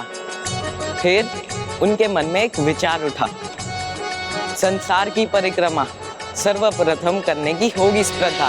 गणपति अनंत गौरी सुत अनंता, धन्य हो जीवन सुने पावन गाथा। गणपति अनंत गौरी सुत अनंता, धन्य हो जीवन सुने पावन गाथा। विनायक की महिमा अगम अपार, विघ्नों को हरते हो के साकार। सुनो सुनो महिमा अपरंपार, सुनो सुनो महिमा अपरंपार, सुनो सुनो सुनो महिमा अपरंपार। देखता हूँ कब तक सुनाते हैं ये कथा।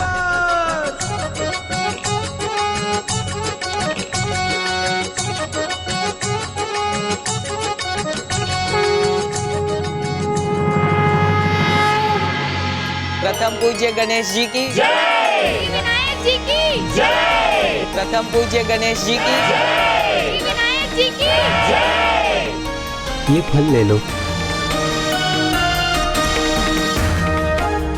ये अन्न लो।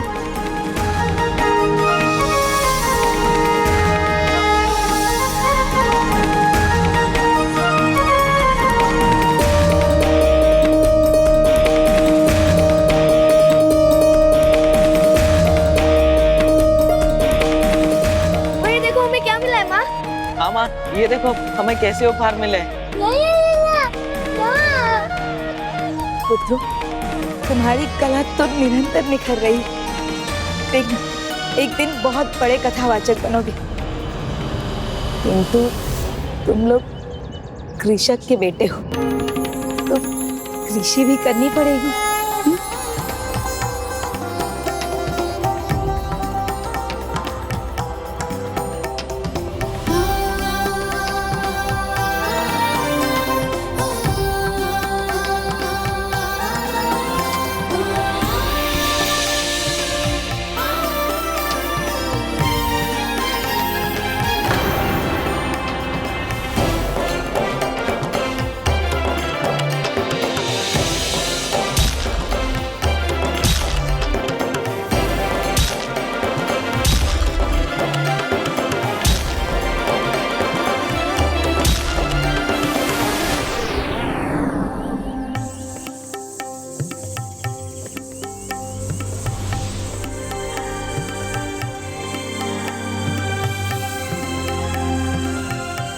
अब मैं चिंता मुक्त हो गई पुत्र।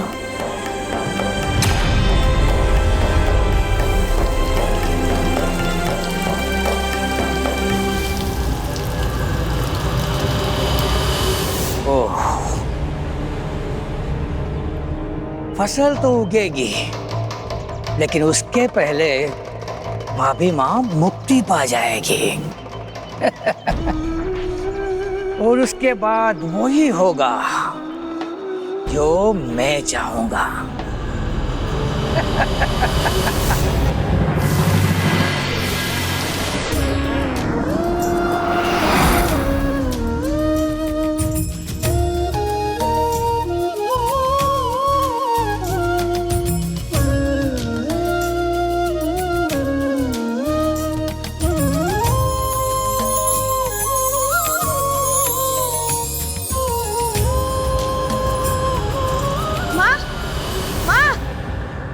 देखो ना, बाहर नए नए पौधे उग गए। माँ उठो ना, माँ उठो ना। माँ भैया देखो ना, माँ को क्या हुआ?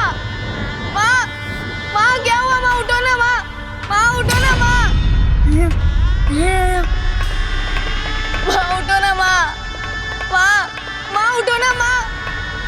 उठो ना। माँ उठो ना, माँ उठो ना। माँ क्या हुआ? माँ उठो ना। माँ उठो ना।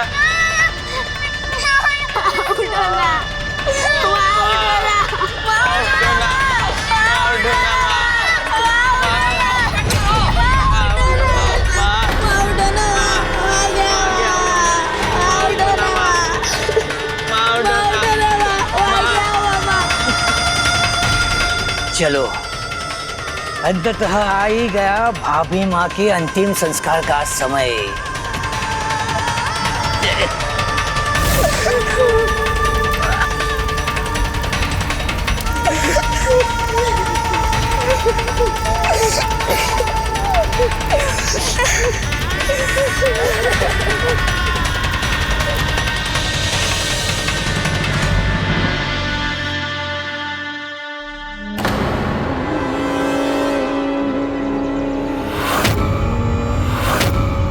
रुको भ्राता। क्या हुआ? क्यों रोक दिया मुझे? चाचा जी,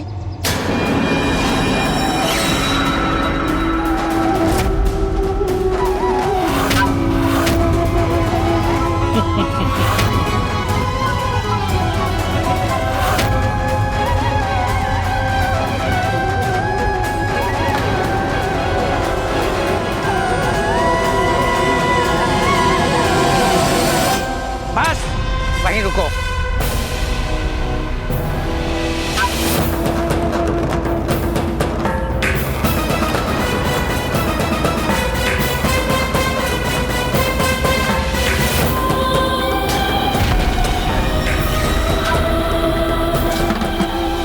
क्या हुआ? क्या कर रहे हैं चाचा जी? तुम्हारे चाचा तुम्हें अपने अनुसार जीवन जीने की छूट दे रहे हैं, मुक्त कर रहे हैं पारिवारिक बंधनों से। ये मुझे आज नहीं, बहुत पहले कर देना चाहिए था। जाओ, चले जाओ। किंतु चाचा जी, हम तो कहीं नहीं जाना चाहते, ये हमारा घर है। नाना बालक, ऐसे नहीं बोलना है कि हमारा घर है, ऐसे बोलो कि हमारा घर था। अब ये घर, ये तुम्हारे चाचा का है।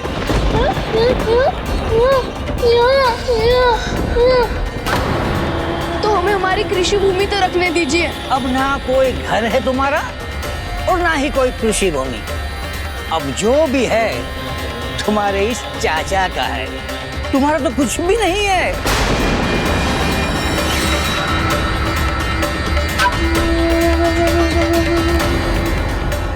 और बालक, तुम्हें घर की ये कृषि भूमि की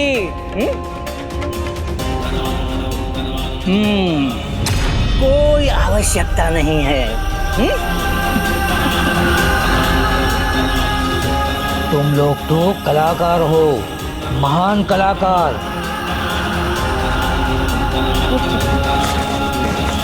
ये लो, बजाते रहो और नृत्य करते रहो और ये पकड़ो और मांगते रहो भिक्षा, भटकते रहो यहाँ वहाँ। तुम कहीं भी जाओ, मुझे उससे कोई लेना देना नहीं है।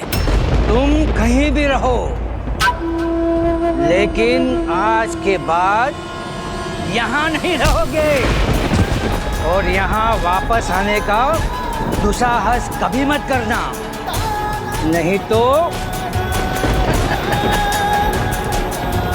समझ गए ना? चलो निकलो यहाँ से, निकलो।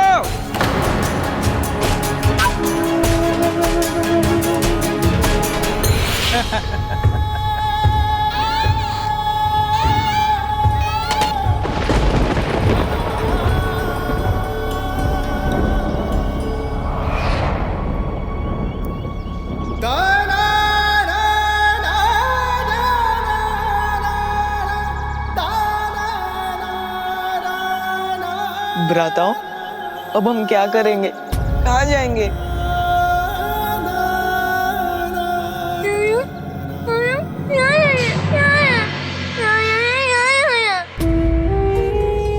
भविष्य में कोई भी कठिनाई आए तो प्रभु विनायक तुम्हारी भी रक्षा करेंगे।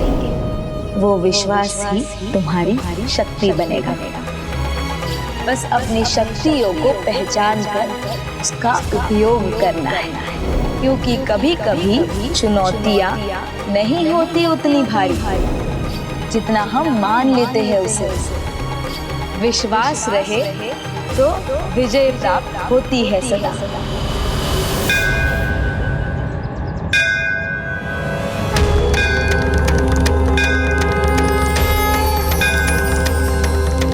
सुनो सुनाए हम महिमा प्रथम पूज्य गजानन की।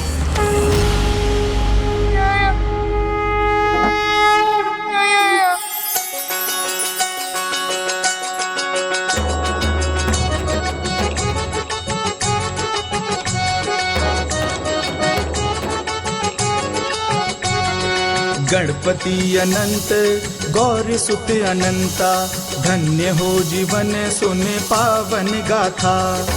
गणपति अनंत गौरी सुत अनंता, धन्य हो जीवन सुने पावन गाथा। विनायक की महिमा अगम अपार, विघ्नों को हरते हो के साकार। सुनो सुनो महिमा अपरंपार, सुनो सुनो महिमा अपरंपार। सुनो सुनो सुनो महिमा अपरंपार, सुनो सुनो महिमा अपरंपार। और धीरे धीरे इसी प्रकार वो इस कला में और अधिक निपुण होते चले गए और श्रेष्ठ कथावाचक बन गए। तत्पश्चात मंदिर के पुरोहित ने उन्हें मंदिर में ही निवास का स्थान दे दिया। प्रतिदिन रात्रि भजन संध्या में वो मेरी कथा सुनाते और सभी सुनने वाले भक्तों से फल, धन आदि का दान पाते।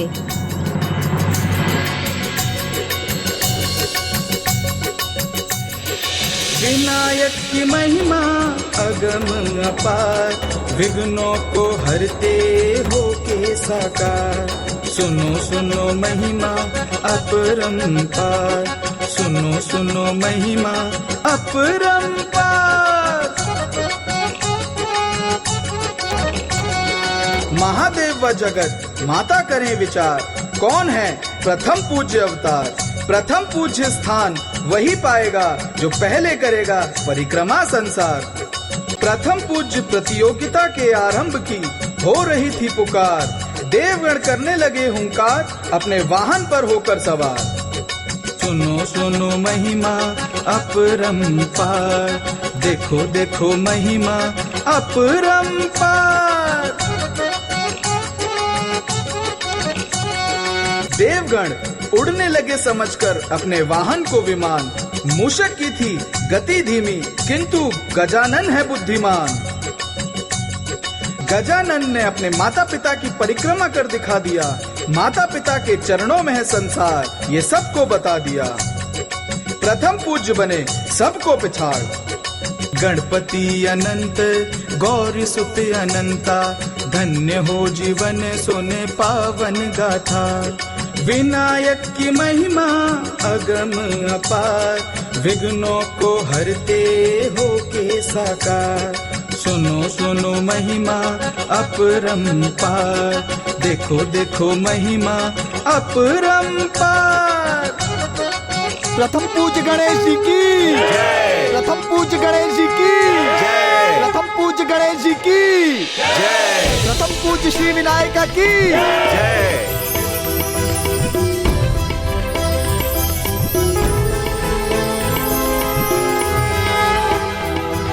वाह, आनंद आ गया इनका कथा वाचन सुनकर। कितने खुले हृदय से गाते हैं, मानो जैसे प्रभु का ही सुर सुन रहे हो।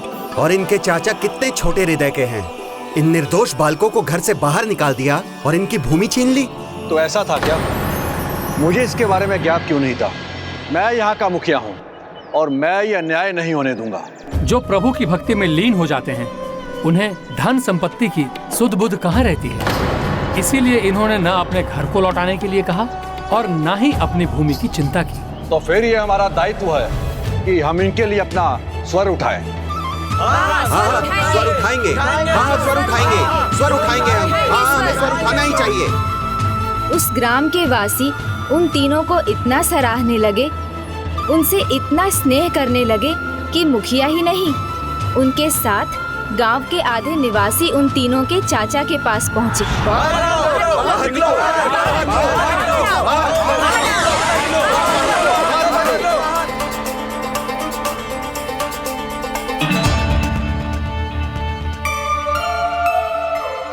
क्या हुआ? क्या बात हो गई?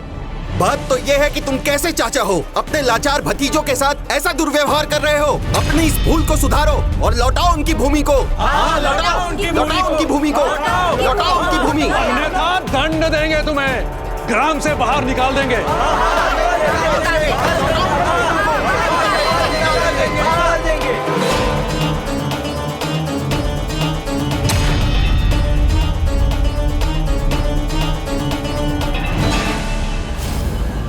हो। तो लालची चाचा को उनकी भूमि लौटानी पड़ी होगी, है ना गणेश जी? हाँ, किंतु यहाँ भी चाचा ने चाल चली, उन्हें सूखी बंजर भूमि देकर। आओ, तुम्हें तुम्हारी भूमि दिखा दो।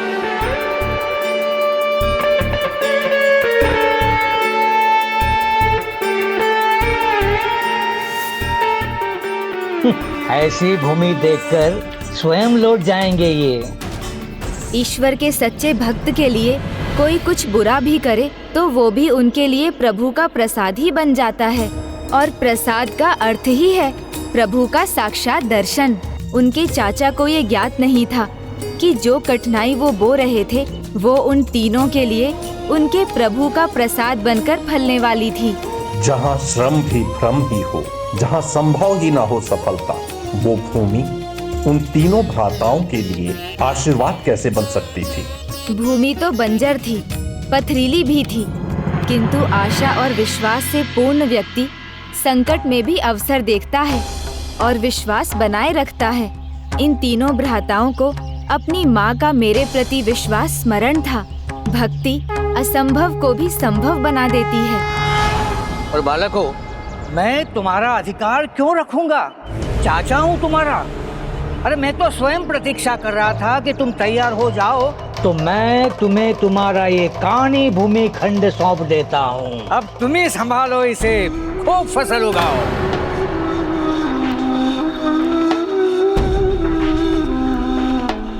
क्या हुआ? ये भूमि पसंद नहीं आई तुम लोग?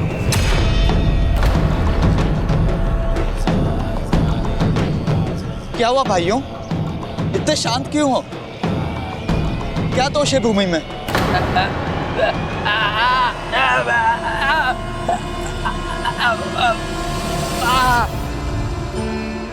नहीं भ्राता, भूमि में कोई दोष नहीं होता। दोष तो हम मनुष्य की मंशाओं में होता है। वाह बेटा वाह, क्या बात कही है, बहुत अच्छा। अब तुम लोग अपनी ये कानी भूमि संभाल लो और उगा लो फसल। और मुझे मुक्त कर दो।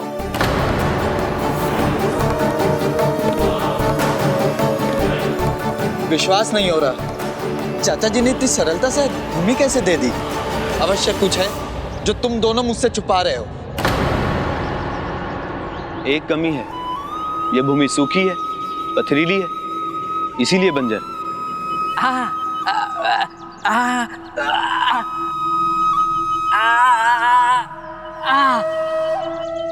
तुम लोग कृषक के बेटे हो तो कृषि भी करनी पड़ेगी। माँ ने कहा था ना कि हम कृषक के पुत्र हैं और एक किसान कभी हार नहीं मानता, इसलिए हमें कृषि करने के लिए उपाय ढूंढने चाहिए।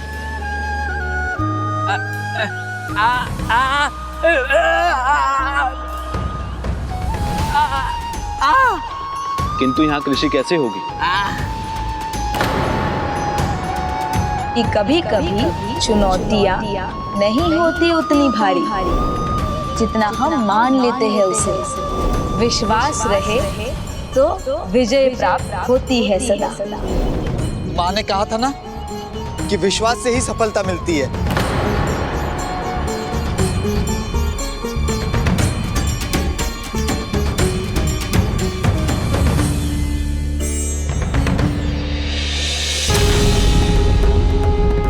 हम करेंगे, इस धरती को तैयार करेंगे। हम खेती करेंगे, हम करेंगे खेती।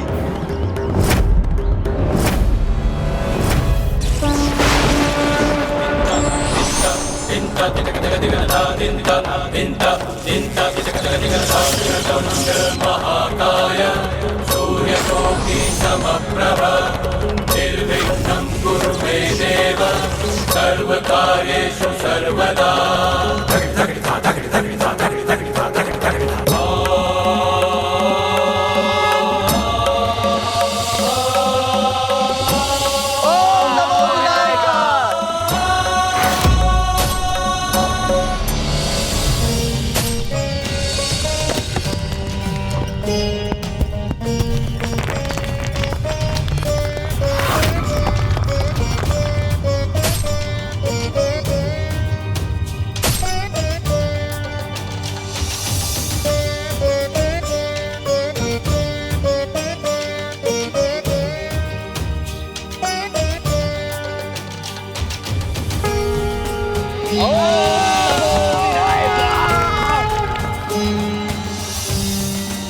ओम नमो विनायक।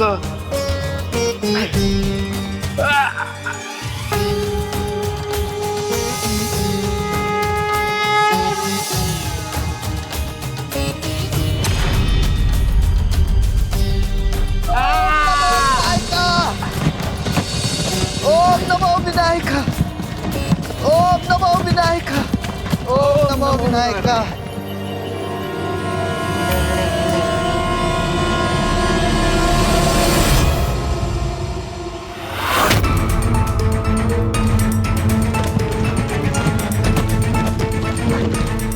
अब इन मूर्खों को कौन समझाए कि सफाई मात्रा से जल थोड़ी आएगा, हा?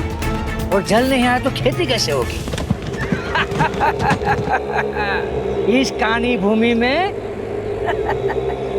फसल नहीं उगा पाएंगे। हाँ, और फिर थक कर लौट जाएंगे भजन कीर्तन करने अपने प्रभु विनायक आके। और उसके बाद ये भूमि मुझे मिल जाएगी। हाँ, मुझे मिल जाएगी। लेकिन जो भी है, इनकी मूर्खता के बहाने ये बंजर जमीन साफ तो हो गई।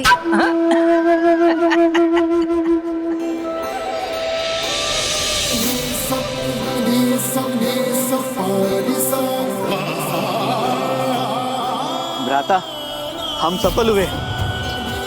धरती अब तैयार है। वाह, अद्भुत, सर्वथा अद्भुत मेरे भतीजों। मैंने तो कल्पना भी नहीं की थी मेरे भतीजों कि तुम तीनों मिलकर इतना बड़ा चमत्कार करोगे। इस कानी बंजर भूमि की कायाकल्प कर दी तुम लोगों ने। वाह मेरे कर्मठ भतीजो वाह, तुम्हारी जितनी भी प्रशंसा की जाए कम है, लेकिन काश तुम लोग इस कहानी बंजर भूमि की तरह अपना भाग्य चमका सकते हैं। अब देखो ना, ऐसी बंजर भूमि से जल तो निकलने से रहा। अब भतीजो मुझे ये बताओ कि जिस भूमि में जल ना हो उसमें फसल कहां से होगी?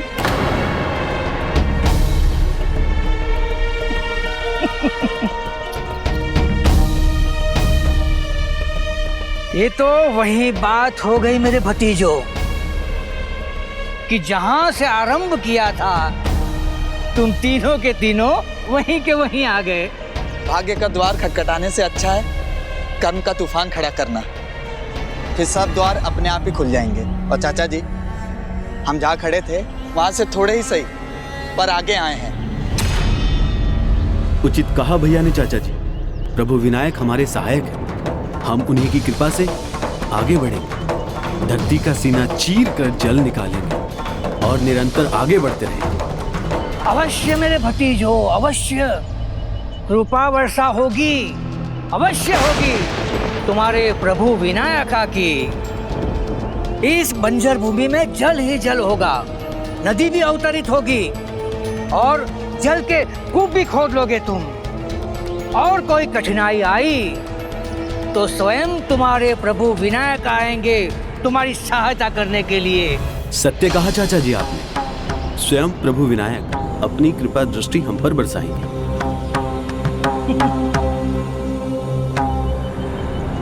मूर्ख प्राणी,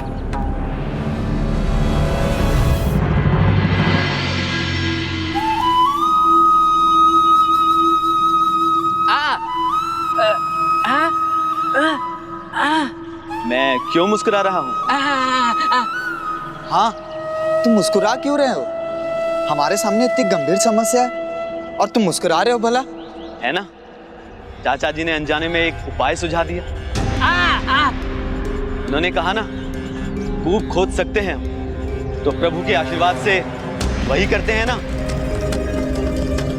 किंतु गणेश जी, उस पथरीली भूमि पर कूप खोदना तो अत्यधिक कठिन होगा, तो क्या आरंभ भी कर दिया था उन तीनों ने? हाँ, कर दिया, और उस कूप में उन्हें श्रम से अधिक उनकी भक्ति का फल मिलने जा रहा था।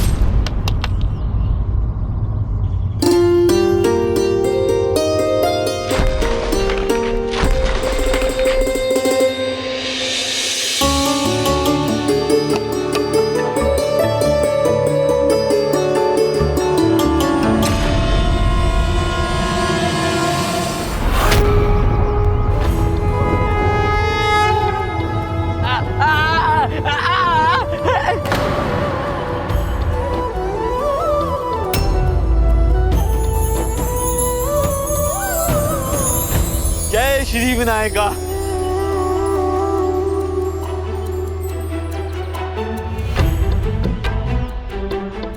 चकित मत हो भ्राता, थोड़ा जल दिखाई दिया है, अगर तुम भी देख पाते तो बहुत अच्छा होता।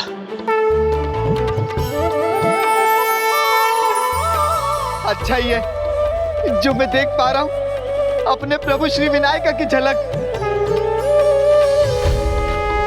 जीवन में मैंने अंधकार के सिवा और कुछ नहीं देखा, पर आज मेरी दृष्टि ने पहली बार मेरा साथ दिया और प्रभु श्री विनायक दर्शन दे रहे हैं मुझे। ऐसा लग रहा है कि प्रभु स्वयं इस कुंभ में हो।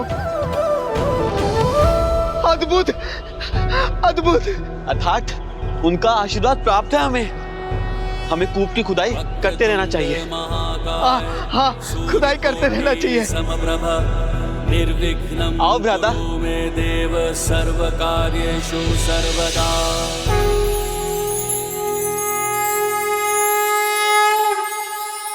जय श्री विनायका।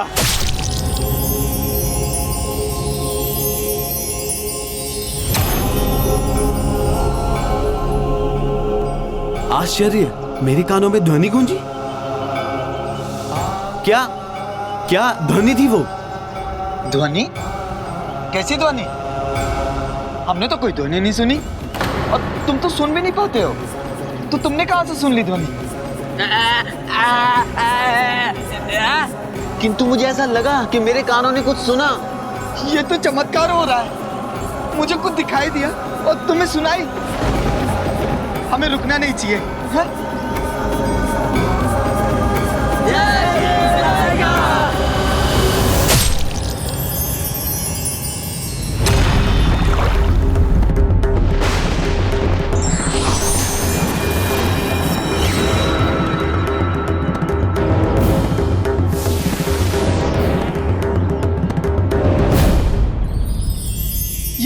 ये कैसा दिव्य प्रकाश है जल में।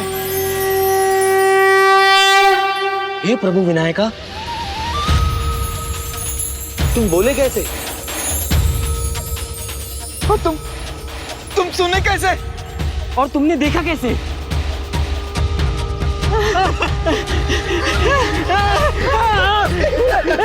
जय प्रभु विनायका, जय प्रभु विनायका, जय प्रभु विनायका, जय प्रभु विनायका, जय प्रभु विनायका, जय प्रभु विनायका। ये चमत्कार है, प्रभु विनायक का चमत्कार। जय प्रभु विनायका, जय प्रभु विनायका, जय प्रभु विनायका।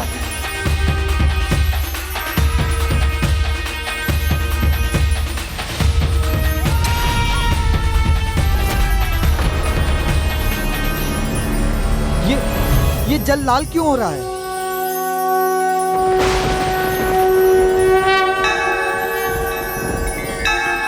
विघ्नेश्वीर्याणि विचित्रकाणि बन्दिजनैर्मागधकः श्रुत्वा समुत्तिष्ठ गजानन त्वं ब्राह्मोर्जगन्मङ्गलकं कुरुष्व। एवं मया प्रार्थित विघ्नराजश्चित्तेन चोत्थाय बहिर्गणेश तं निर्गतं वीक्ष्य नमन्ति देवः संवादयो योगी मुखास्तथाहम्। प्रभु विनायका स्वयं प्रकट हुए।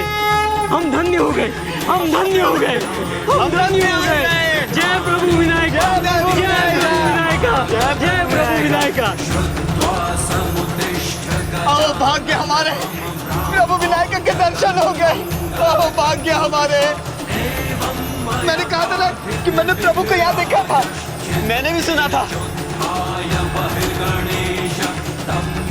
तो सर्वप्रथम यहाँ से कुदाल तो हटा देते। हाँ, हाँ, हाँ, हाँ।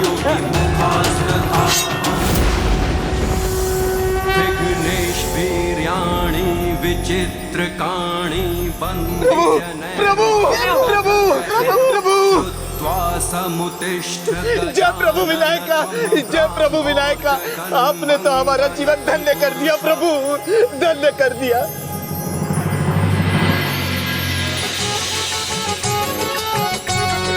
गणपति अनंत गौरी सुत अनंता, धन्य हो जीवन सुने पावन गाथा। गणपति अनंत गौरी सुत अनंता, धन्य हो जीवन सुने पावन गाथा। विनायक की महिमा अगम अपार, विघ्नों को हरते हो के साकार। सुनो सुनो महिमा अपरंपार, सुनो सुनो महिमा अपरंपार, सुनो सुनो सुनो महिमा अपरंपार।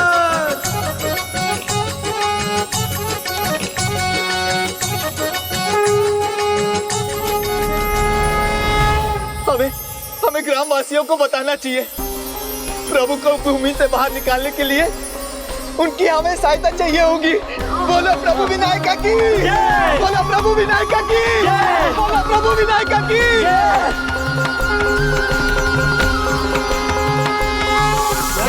प्रभु विनायक की प्रतिमा? हाँ, उस बंजर भूमि में, कानी भूमि में, और प्रतिमा चमत्कारी रूप से बढ़ती जा रही है। विश्वास कीजिए, मैंने स्वयं देखा अपनी आंखों से। किंतु तुम तो दृष्टिहीन हो। हाँ, अब मैं सबको देख सकता हूँ। और मैं मुक्त था, किंतु अब मैं ऊंचे सुर में प्रभु विनायका की जय जयकार कर सकता हूँ। बोलो बोलो प्रभु विनायका की जय, प्रभु विनायका की जय। और जब ये जयकारा लगाते हैं तो मैं भी अपने कानों से सुन सकता हूँ, और अब मैं भी इनके साथ जयकारा लगाता हूँ। बोलो प्रभु विनायका की जय, बोलो प्रभु विनायका की जय। प्रभु विनायक की कृपा ने हमें देखने, सुनने और बोलने की शक्ति प्रदान की। हमारा विश्वास कीजिए। ये तो साक्षात चमत्कार है। प्रभु विनायका आए हैं, प्रभु विनायका आए हैं, प्रभु विनायका आए हैं, प्रभु विनायका आए हैं। हाँ, प्रभु विनायका हमारे बीच आए हैं। गाना गाते गाते अब झूठ भी बोलने लगे तीनों। हमारे साथ सब जय जयकारा लगाओ। बोलो प्रभु विनायका की जय, प्रभु विनायका की जय, प्रभु विनायका की जय। अब सब हमारे साथ चलिए। हम सब साथ मिलके हमारे विनायका की प्रतिमा को उस कुएं से बाहर निकालेंगे जिसे हमने स्वयं खोदा है। हमारे साथ चलिए, प्रभु का जयकारा लगाते हुए आगे बढ़िए। बोलो प्रभु विनायका की जय, प्रभु विनायका की जय, प्रभु विनायका की जय, प्रभु विनायका की जय, प्रभु विनायका की जय, प्रभु विनायका की जय, प्रभु विनायका की जय, प्रभु विनायका की जय। मे देव सर्व कार्येषु सर्वदा। अद्भुत, सत्य कहा। विनायका स्वयं पधारे हैं। प्रभु की लीला तो प्रभु ही जान सकते हैं। श्री विनायका की, श्री विनायका की, श्री विनायका की।